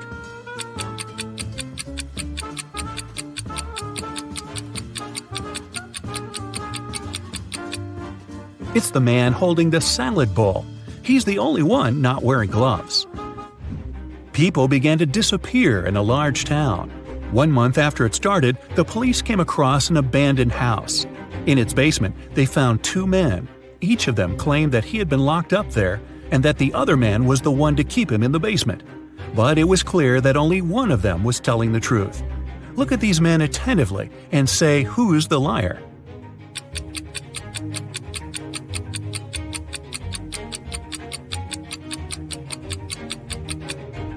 It's the man who's smiling. If he had spent 4 weeks locked up, he would have a beard and mustache by now. But he's clean-shaven. Rachel Brown, the owner of a large and successful company, has disappeared right from her office. The police suspect that some of her subordinates might know where the woman is. They question 3 people. Ruth, the HR manager, is the first to enter. "We were going to fire an employee that day. I came to get Miss Brown's signature." Adam, the accountant, says, "I indeed came to her office. She had to approve the company's budget for the next year." Anne, the secretary, comes in last. "I saw Ms. Brown today, but only for a minute or so. I asked her to sign my leave request." The police officers immediately realize who is lying. Can you figure it out too?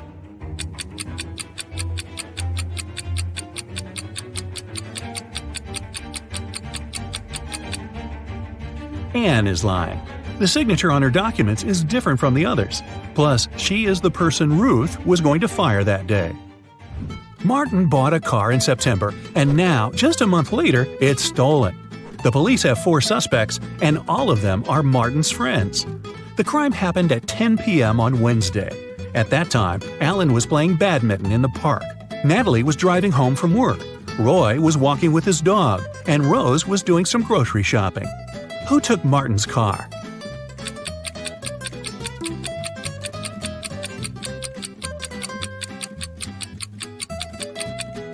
It was Alan. At 10 p.m. in October, it's too dark to play badminton. Eric was having lunch in a cafe. At some moment, he went to the bathroom and left his smartphone on the table. But when he came back, the phone was gone. Eric saw a man leaving the cafe and hurried after him.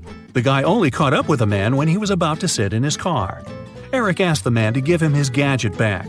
But the man looked confused. "I know nothing about your phone. I only gave my friends a lift. They work over there." And he pointed at 2 men entering an office building. After hearing this, Eric immediately called the police. Why?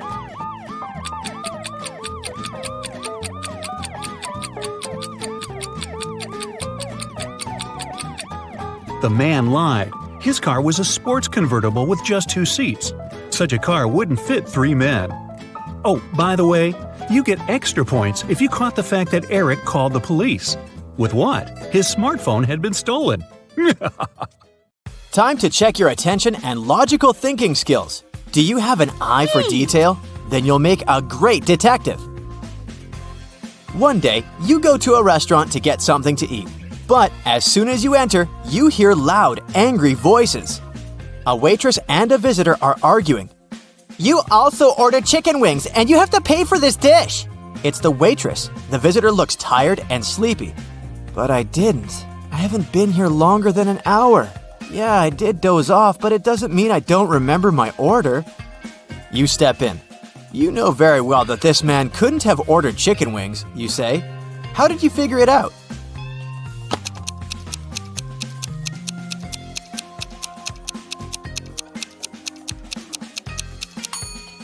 You noticed on the wall it says, "The kitchen works till 1 p.m. It's 3 p.m. now. The man claims he's been here for an hour. It means he came after the kitchen had been closed and couldn't have ordered anything to eat. Nathan came to visit his friend Zachary, who worked in a museum. "Look what I've got! A priceless manuscript that was written more than 1,000 years ago."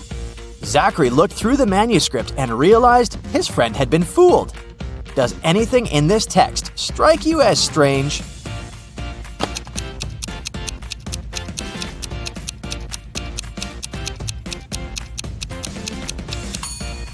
If we talked about the dates before the Common Era, they should be in reverse order.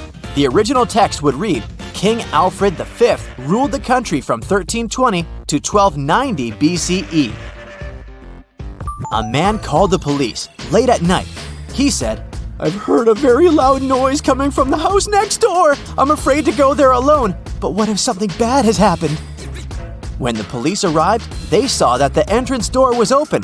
They ran inside and found the house owner, Mr. Anderson, on the floor of his bedroom. He was tied and moaning in pain. He said he had been in bed reading a book, and then a man in a black mask broke into his room and hit him on the head. Then he tied Mr. Anderson, took all his money and other valuables, and disappeared. The police officers didn't believe the man. Why?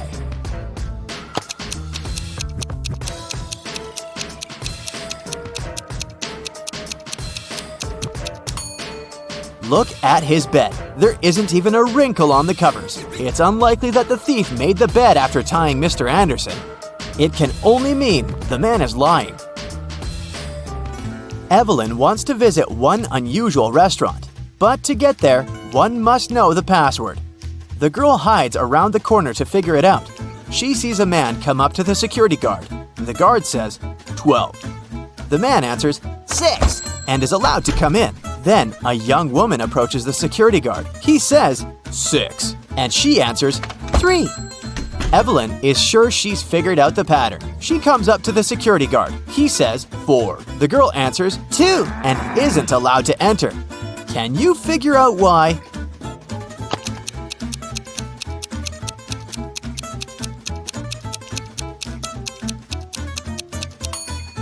The password is always different. It's the number of letters in the word the security guard says. The word 4 has 4 letters. That's what Evelyn should have answered. A manager of the most luxurious sea resort in the area called the police. She said someone had stolen a set of very expensive monogrammed bed linen. 3 guests left the hotel that morning: Mr. Sam Taylor, Mrs. Amanda Martin, and Mr. Michael Smith. The police detained one of the guests and indeed found the bed linen in their suitcase. How did the detectives figure out who the thief was?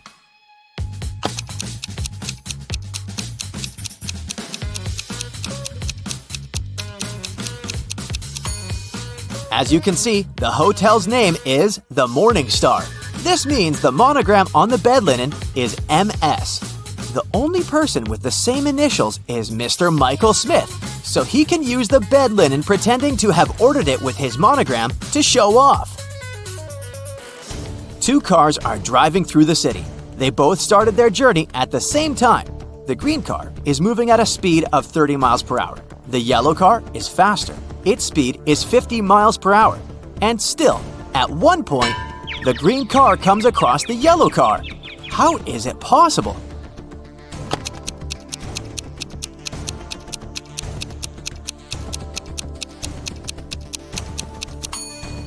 The cars are traveling in opposite directions. Aaron is a detective who has to work undercover at a luxurious resort. The police suspect that the hotel owners are involved in some shady deals. Aaron's task is to sneak into the manager's office and check his documents, but the door is locked, and there's a combination lock.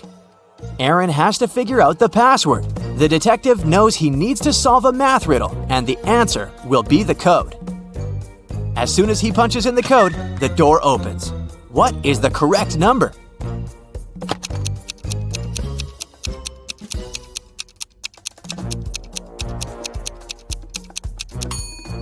It's 30. There are no mathematical symbols at the end of the first and second lines. It means the whole thing looks like this. A very famous painting disappeared from a museum. Later, the police managed to find it, but there was a problem. They found not one, but 3 paintings. Only one of them is original. The others are just copies.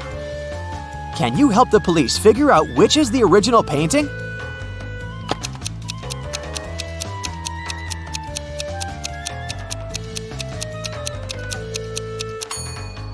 It's the one with the brown frame. Take a look.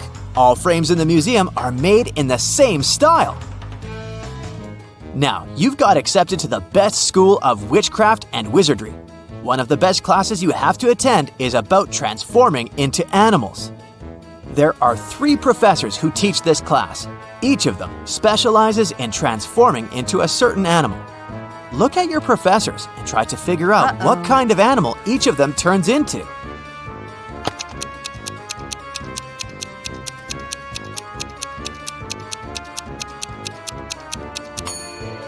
Have you noticed that the first professor has a forked tongue? He must transform into a snake. The second professor has a lion's tail. It must be the animal she transforms into. And the third professor has bear claws. He must turn into a grizzly bear. Maria was a princess and the heir to the throne. One day, an evil witch lured the girl into a magic forest. Maria got lost. Luckily, she had an enchanted pendant given to her by one of the king's magicians. "It will help you find your way back home if you ever get lost," he said. Maria tapped the pendant, and 3 spirits appeared in front of her. The first spirit was an owl, the second was a butterfly, and the third spirit was a hawk. Unfortunately, only one of them knew the way back to the castle, and if Maria chose to follow the wrong spirit, she would find herself even further away from home. Can you help the princess pick the correct spirit animal?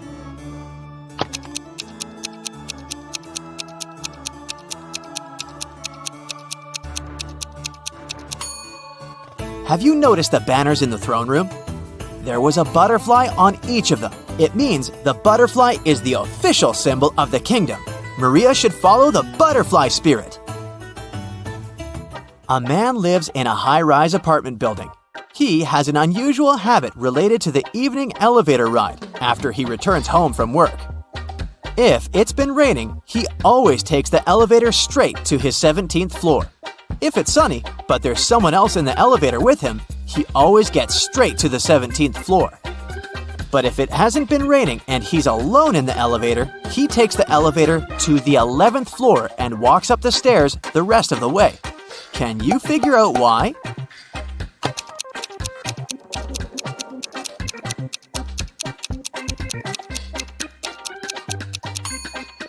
The man is very short. He can only reach the button for the 11th floor. If someone else is in the elevator, he asks them to press the button for his floor. And when it's rainy, he uses his umbrella to press the button. Johnny, a party clown, is carrying 3 pieces of gold. Each of these pieces weighs 2 pounds. While walking, the guy comes to a bridge. It has a sign saying the bridge can only hold a maximum of 180 pounds. Johnny weighs 176 pounds. Johnny reads the sign and still safely crosses the bridge with all the gold. How is it possible?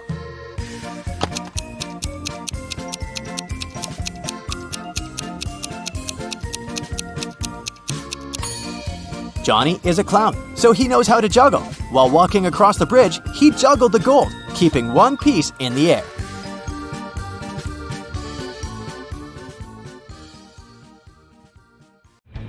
Ashley is a stewardess. She finds this cute puppy running around in the airport. 3 people come over and claim to be its owner. Can you guess who's telling the truth?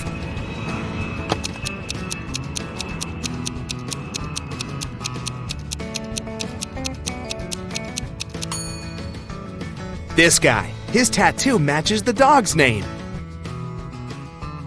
Ashley walks to her flight gate and passes by this waiting area. But then the gate changes, so she has to walk through that place once again. Ashley spots 10 differences. Can you see them too?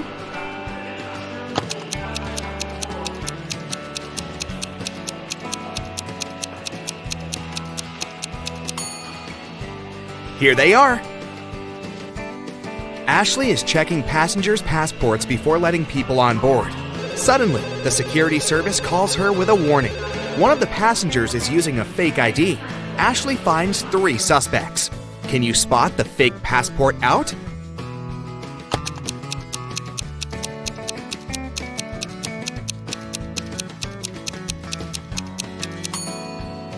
There's no February 31st, so this passport is definitely fake. Finally, the plane is taking off. Ashley takes a look at the passengers and spots 3 odd things. Can you see them too?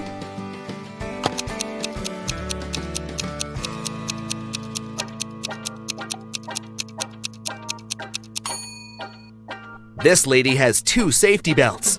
This guy is talking on the phone. It should be put in airplane mode. And the view behind this window doesn't match reality.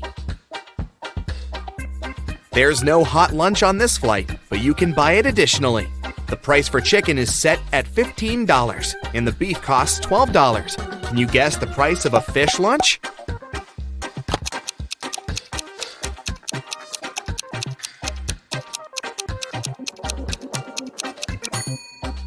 The cost of one vowel is $5, and the cost of a consonant, $1. Fish has 3 consonants and 1 vowel, so it costs $8.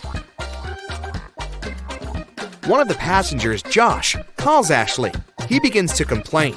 Someone had stolen my phone when I was in the toilet. Ashley questions 3 people sitting nearby. What happened when Josh was away? Chelsea says, "Sorry, I was watching a movie, so I didn't look around at all." Bobby says, "I was reading a book, but I think I heard the sound of a rustled plastic bag." And Nina says, "I was sleeping. You woke me up with your stupid questions. Who stole the phone?"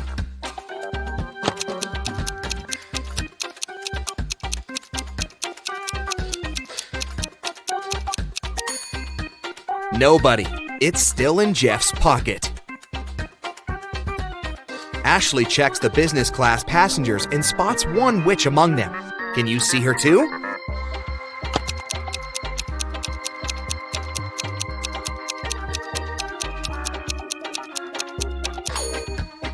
This lady is hiding a magic wand. Ashley lands in a foreign country and sends her boyfriend this message. Can you guess what country she's in?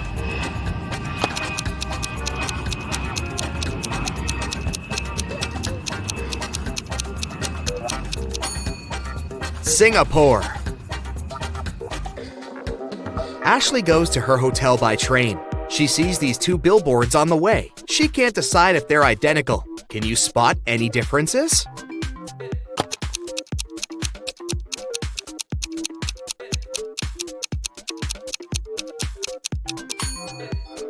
In fact, there are 5 differences. Ashley goes to the local restaurant. There's an open kitchen, and she can see the chef at work. Ashley makes an order and leaves for the ladies' room for a while.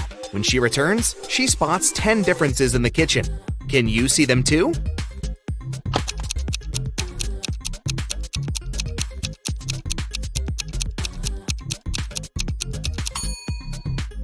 Here they are. Ashley sees a group of office workers having lunch together. Suddenly, their boss spills hot coffee on his laptop because his palm is stuck to his mug. One of these 3 co-workers prank their boss. Can you guess who?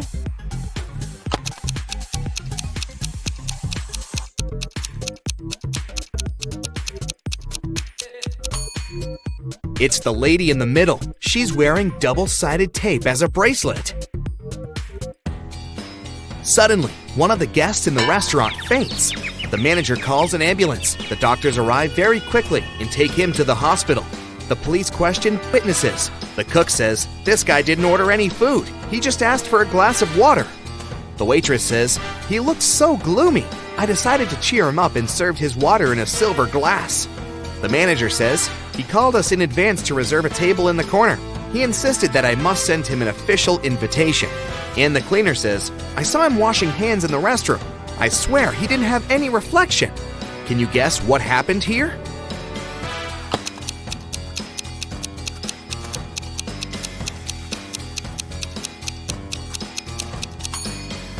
The guest was a vampire, and he got sick because of the silver. Ashley is visiting the local farmer's market. A group of tourists asks her to take their pictures. One of them is not from this planet. Can you guess who?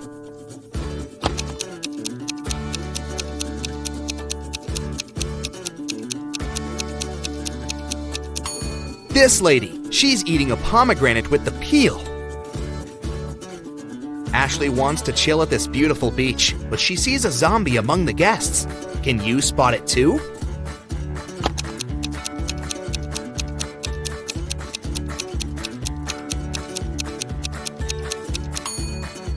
It's this guy who's reading a book upside down. Ashley goes hiking and gets lost. She finds a sign that shows 3 possible ways out. Unfortunately, each path hides some danger. There's a toxic marsh that swallows people on the first path. The second path is a hunting place for vampires. And the third path holds thousands of venomous snakes. Which way is more or less safe?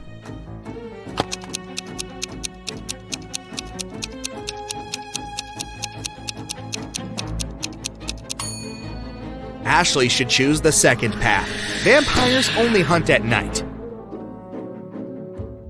Ashley, Nellie, Sarah, and Melissa are coworkers and friends. They land in Paris and come to a party together. But at a certain point, they find out that Ashley had disappeared. She was locked in the basement of the music hall. Can you guess who did it?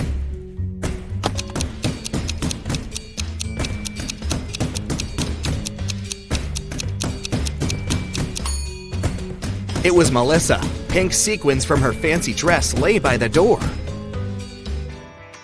Ashley receives this rebus from her boss. Can you guess which country is her next destination?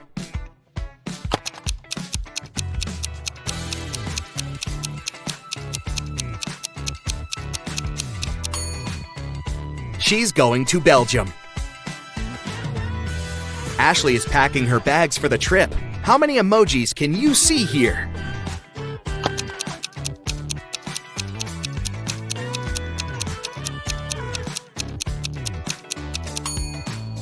Here they are. Ashley is having breakfast at the airport. Can you find any emojis in this food?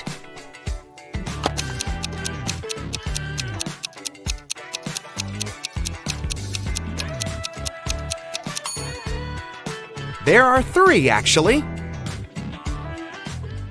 In the waiting area, Ashley meets her old school friend, Kelly. They go to the local coffee shop to chat. Suddenly, Kelly begins to yell, "Please help me! My suitcase is gone!" Ashley questions 3 witnesses. One of the passengers, Paul, says, "This is my suitcase. I've already wrapped it in plastic to protect it from scratches." Nina says, "I went to the restroom and asked the barista to look after my luggage." And the barista says, "I looked after Nina's luggage and I didn't look around. Sorry." Can you figure out the thief?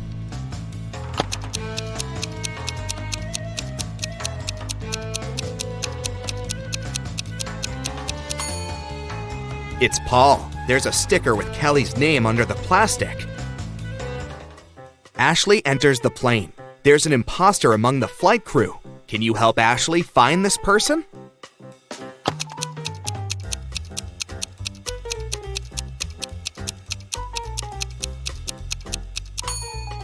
It's this stewardess. Take a look at her uniform. The air company logo is a little different compared to all the others. Ashley lands in Brussels. She walks into the local park and takes 2 pictures. Can you find 10 differences between them?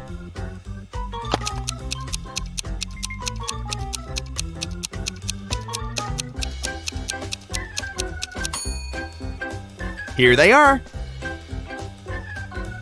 A motorbike rider asks Ashley to take his picture. She takes two. Are they identical?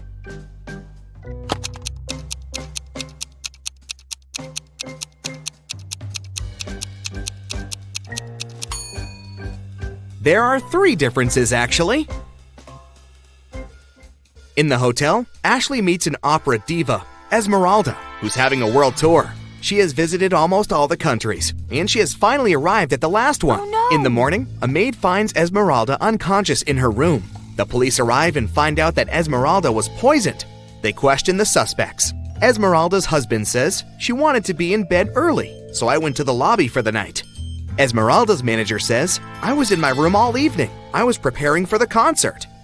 And the hotel waitress says, "I only brought her juice in the evening. She was fine." The police check fingerprints in the room and find many prints on the glass. Who poisoned Esmeralda?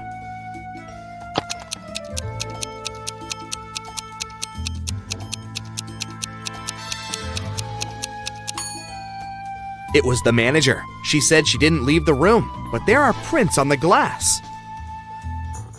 In the morning, Ashley is having her next flight, but her taxi breaks on the way. She's stuck at the gas station 50 miles away from the airport.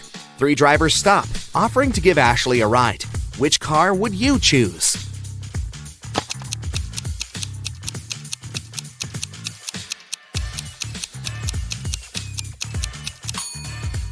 The first car is stolen. And the third driver is a runaway criminal, so Ashley should choose the second car. Ashley returns home and puts all her cash into her stash as usual. The next evening, she returns home and realizes that someone had stolen her money. How did she guess?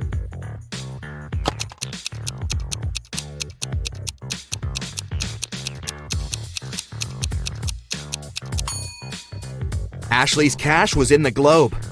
Its parts don't match anymore. Somebody opened it when Ashley was out.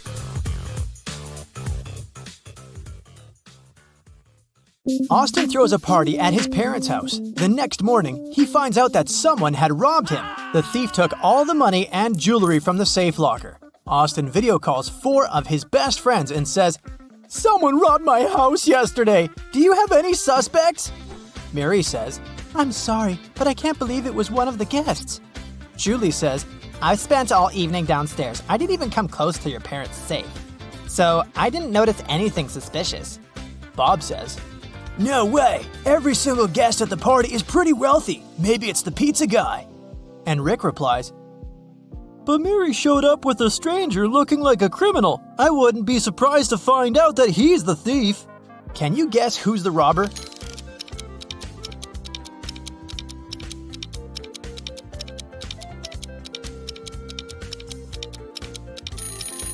Julie. Austin didn't mention the safe. How did she know?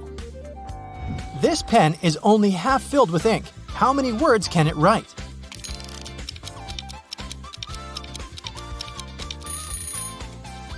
Pens cannot write even a single word. It's the person holding the pen who can write the words.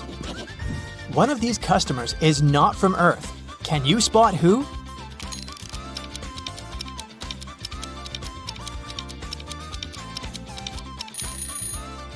This guy is eating toothpicks.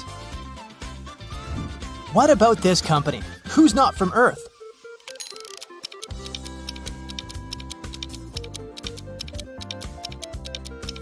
This person, who uses a laptop as a mug holder. Bobby, Stella, and Chris are having a roller skating contest in the park, but one of them is cheating. Can you guess who?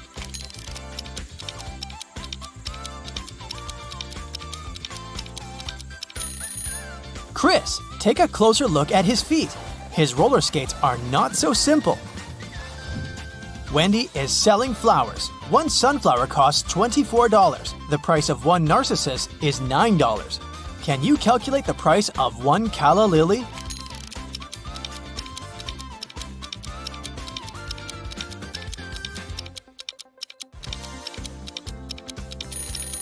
The price for one calla lily would be $1.50. Each flower costs $1.50 per petal, and a calla lily only has one petal. George and Nancy are having dinner in a fancy restaurant. Can you spot 3 weird things here?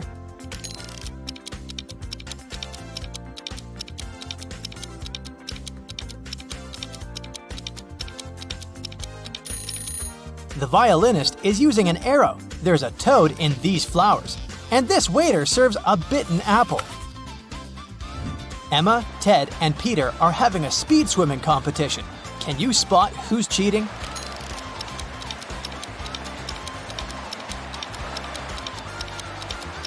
It's Ted. Take a look at his neck. He has a small chip.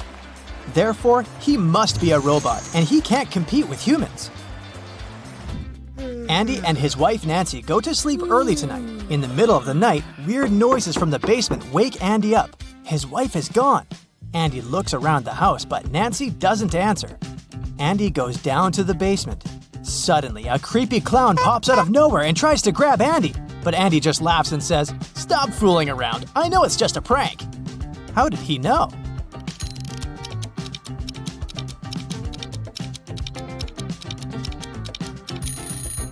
Take a look at the picture on the wall. Nancy and the clown are wearing identical sneakers. Bob visits this coffee shop every day because he's secretly in love with the local barista, Kelly. But today, he faced unpleasant news. Someone had replaced Kelly with her evil clone. How did Bob know?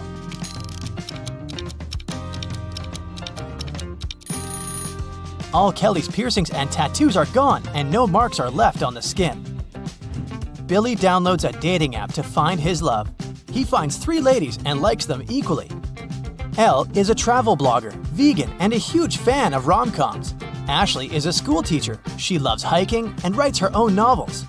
Bella is a scientist. She's very busy at work. That's why she never has had a serious relationship. She's fond of ice cream and sunrises. Unfortunately, only one of these 3 profiles isn't fake. Can you help Billy ask the right lady out?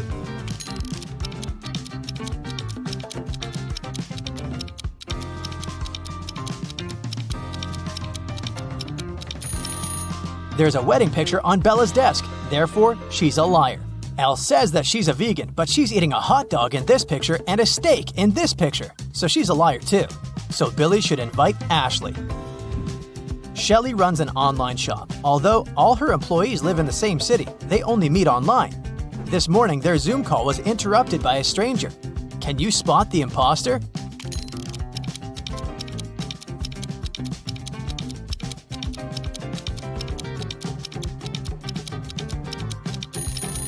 It's this lady.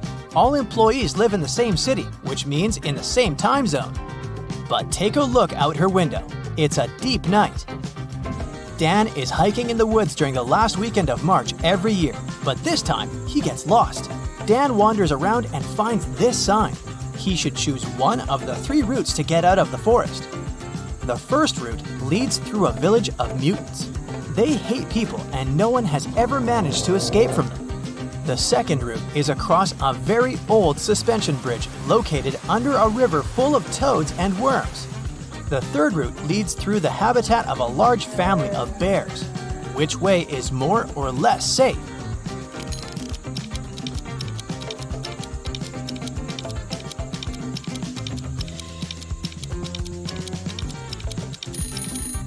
It's spring now, so the bears are awake and probably very hungry. Also, it will be difficult for Dan to deal with the mutants all alone, so Dan should take the second route.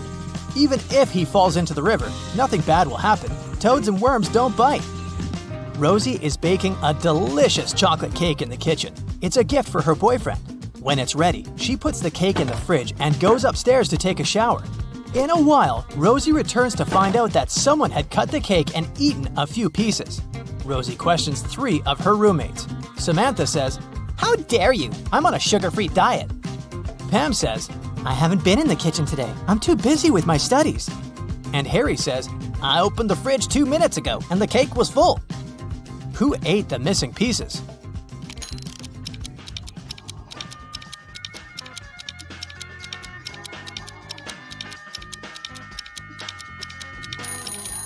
Nobody. The roommates pranked Rosie. The spoiled chocolate cake isn't Rosie's cake. Take a closer look. It has a different decoration. And her cake is still in the fridge, in this box on another shelf. Tom is having a job interview. The HR manager likes his resume and asks him one final question to check his logical thinking. These toothpicks indicate a group of fishes moving from west to east. Can you make them move in the opposite direction by moving just 3 toothpicks?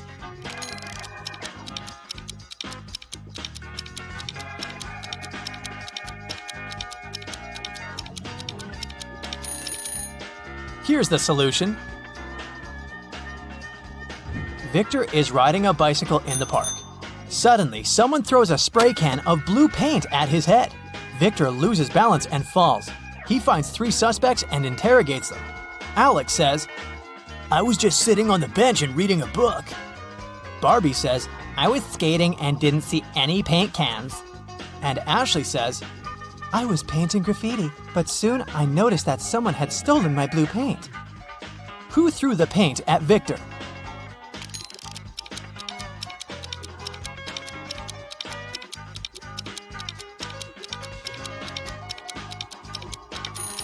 Ashley has paint on her hands, and that's okay because she's making street art.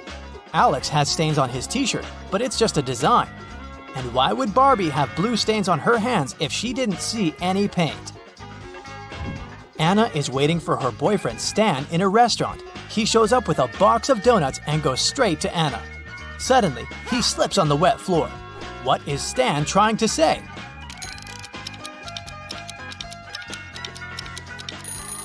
The donuts say, "Marry me?" Stan is proposing to Anna. Fred sits down at a barber shop. The hairdresser says, "You must be a visitor here. I love to cut strangers. It's better to serve 2 strangers than 1 local." Fred asks why. Can you guess the hairdresser's reply?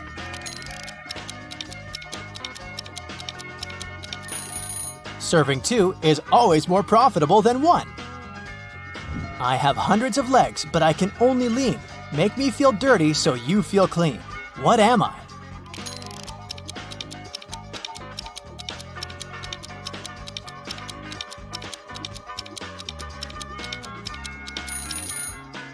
I'm a broom. The CIA arrives at Chris's house this morning. They suspect that he's a criminal. He sells stolen art to other criminals via Instagram, but Chris denies everything. Having searched the apartment, the agents find his phone. There are 3 suspicious people among his followers. Can you spot the criminal?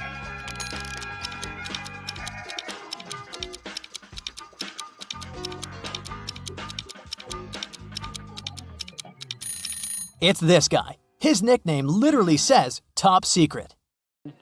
Robert went on a business trip but returned home a day earlier. He found his wife in the bedroom, reading. Do you think she's lying to him?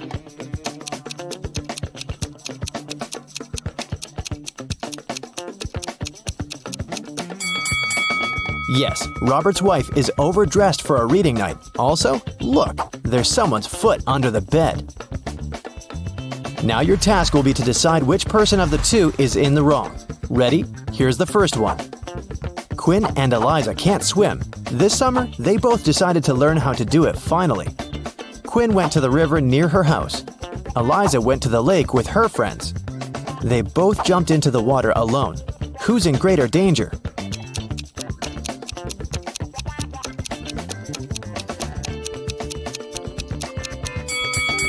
Quinn. If she starts drowning, no one will be able to help her.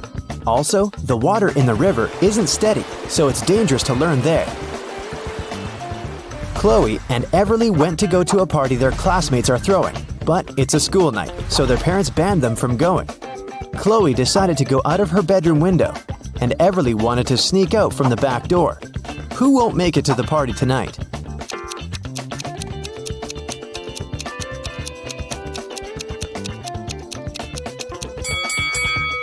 Everly, most probably. Chloe is acting quite risky, but she might manage the trip. But Everly's mom is right there around the corner, reading. She'll definitely see her daughter trying to sneak out. Hazley and Annabelle plan to go to the movies with their friends tonight. Meanwhile, they're enjoying a hot summer day. Who is not going to make it to the movies?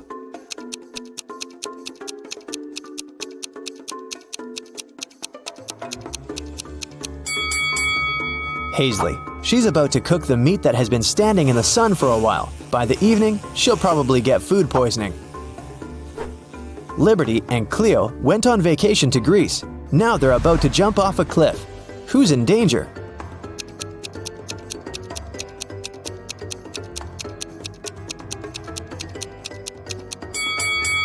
Liberty.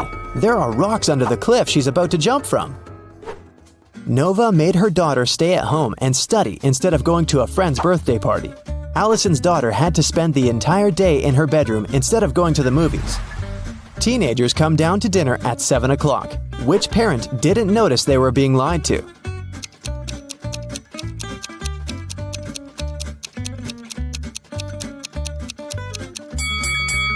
Nova. It's raining and her daughter has wet hair. It means she was outside and not sitting in her bedroom.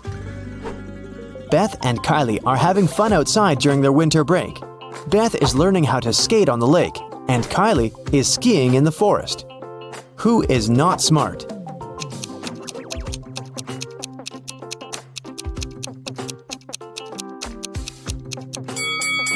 Beth. The ice on the lake is cracking and there's no one around to help her. William and Daniel are driving to work and they're both running very late. Who's doing something really wrong?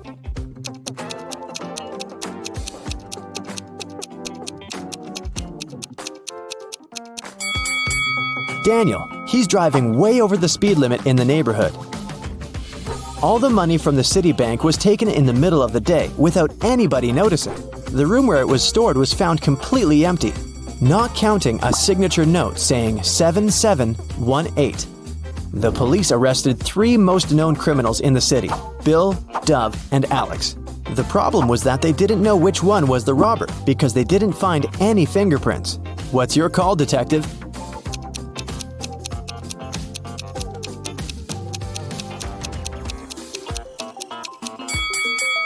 If you turn the paper around, the numbers will turn into a name.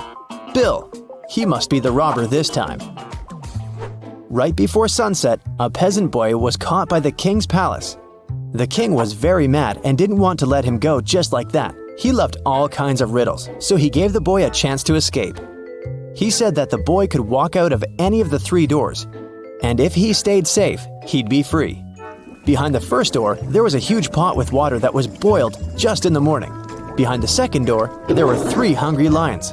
Behind the third door, there was a raging fire. The boy made his choice and managed to leave. Which door did he walk out of?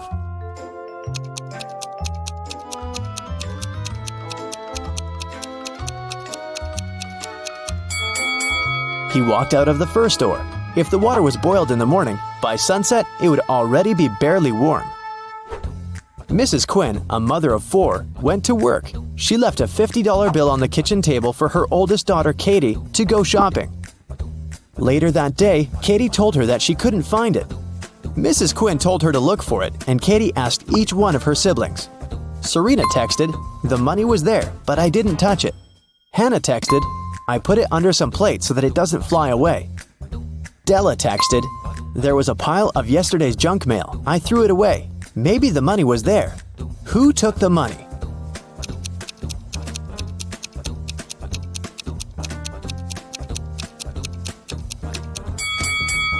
It must have been Della. There was no mail when Mrs. Quinn left the bill on the table, so Della is making things up. Aurora and Autumn were spending their summer in the countryside. They loved to go on long walks and explore the surroundings. One day, they found an abandoned hotel and just walked in. Everything there was crushed, and the glass was shattered. They took some photos and were looking through them at home. One of the photos scared them. Which one and why?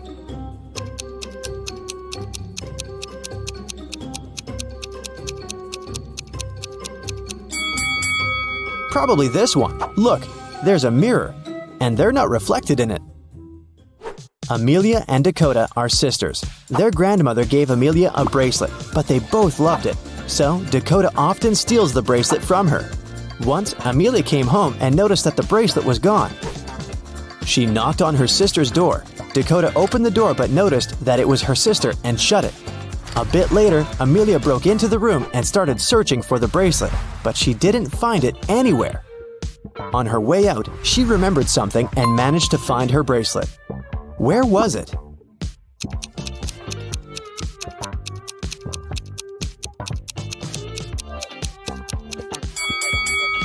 Amelia remembered that when Dakota opened the door, she was wearing a t-shirt. The next time, she was already wearing a long-sleeve shirt.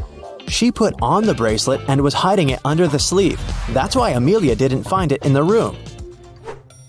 Spencer woke up in a dungeon. She didn't know what had happened, but there was a door. Spencer tried to open it, but it was shut. There were 3 buttons. On one button, there was a circle.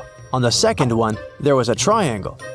On the third one, there was a rectangle. One button will set her free, and the other 2 will lock the door forever. There was a note saying 1, 5, 7, 11. Which button should she press to get out?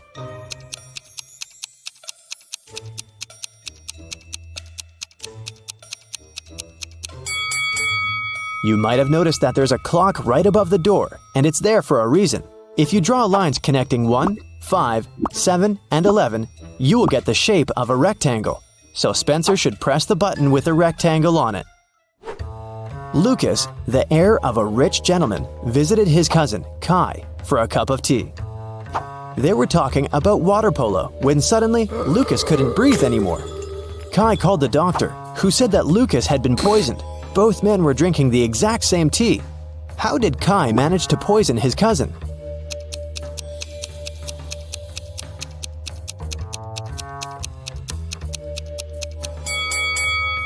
The poison must have been on Lucas's cup. When he touched it with his lips, he probably licked it off.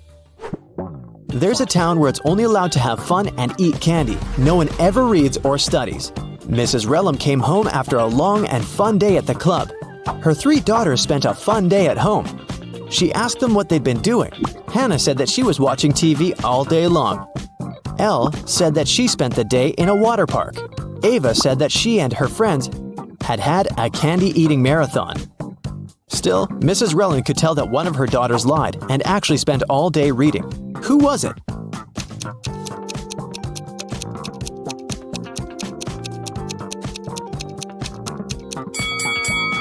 It was Hannah. Take a closer look at the books on her table. Most of them have perfect spines, but this one has a bent spine, so Hannah was reading it. The woman called the police and reported that she'd been robbed. Here's a recording of what she said. I went to the ladies' room to fix my makeup because I was on a date. Suddenly, someone approached me from behind and hit me on the head with something heavy. I blacked out, and it took me several minutes to come. I'm still feeling dizzy. I don't know what the person looked like. I didn't see anything. I was reapplying my lipstick. The police refused to fill in the report and sent her home. Why?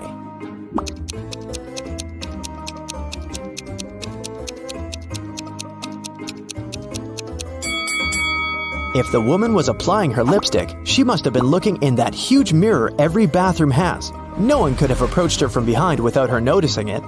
She probably just lied and made up the whole story. An iced tea cafe owner reported that someone had stolen all the money when he had left for 2 minutes. The police interrogated 3 customers. Tatum, a teenager, said that she'd been listening to music and minding her own business.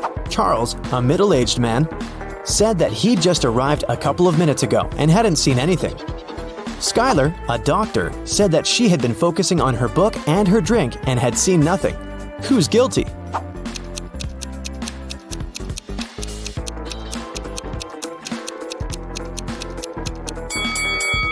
Charles said that he'd just arrived, but look, the ice in his drink has melted. He definitely has been there for a while, not just a couple of minutes.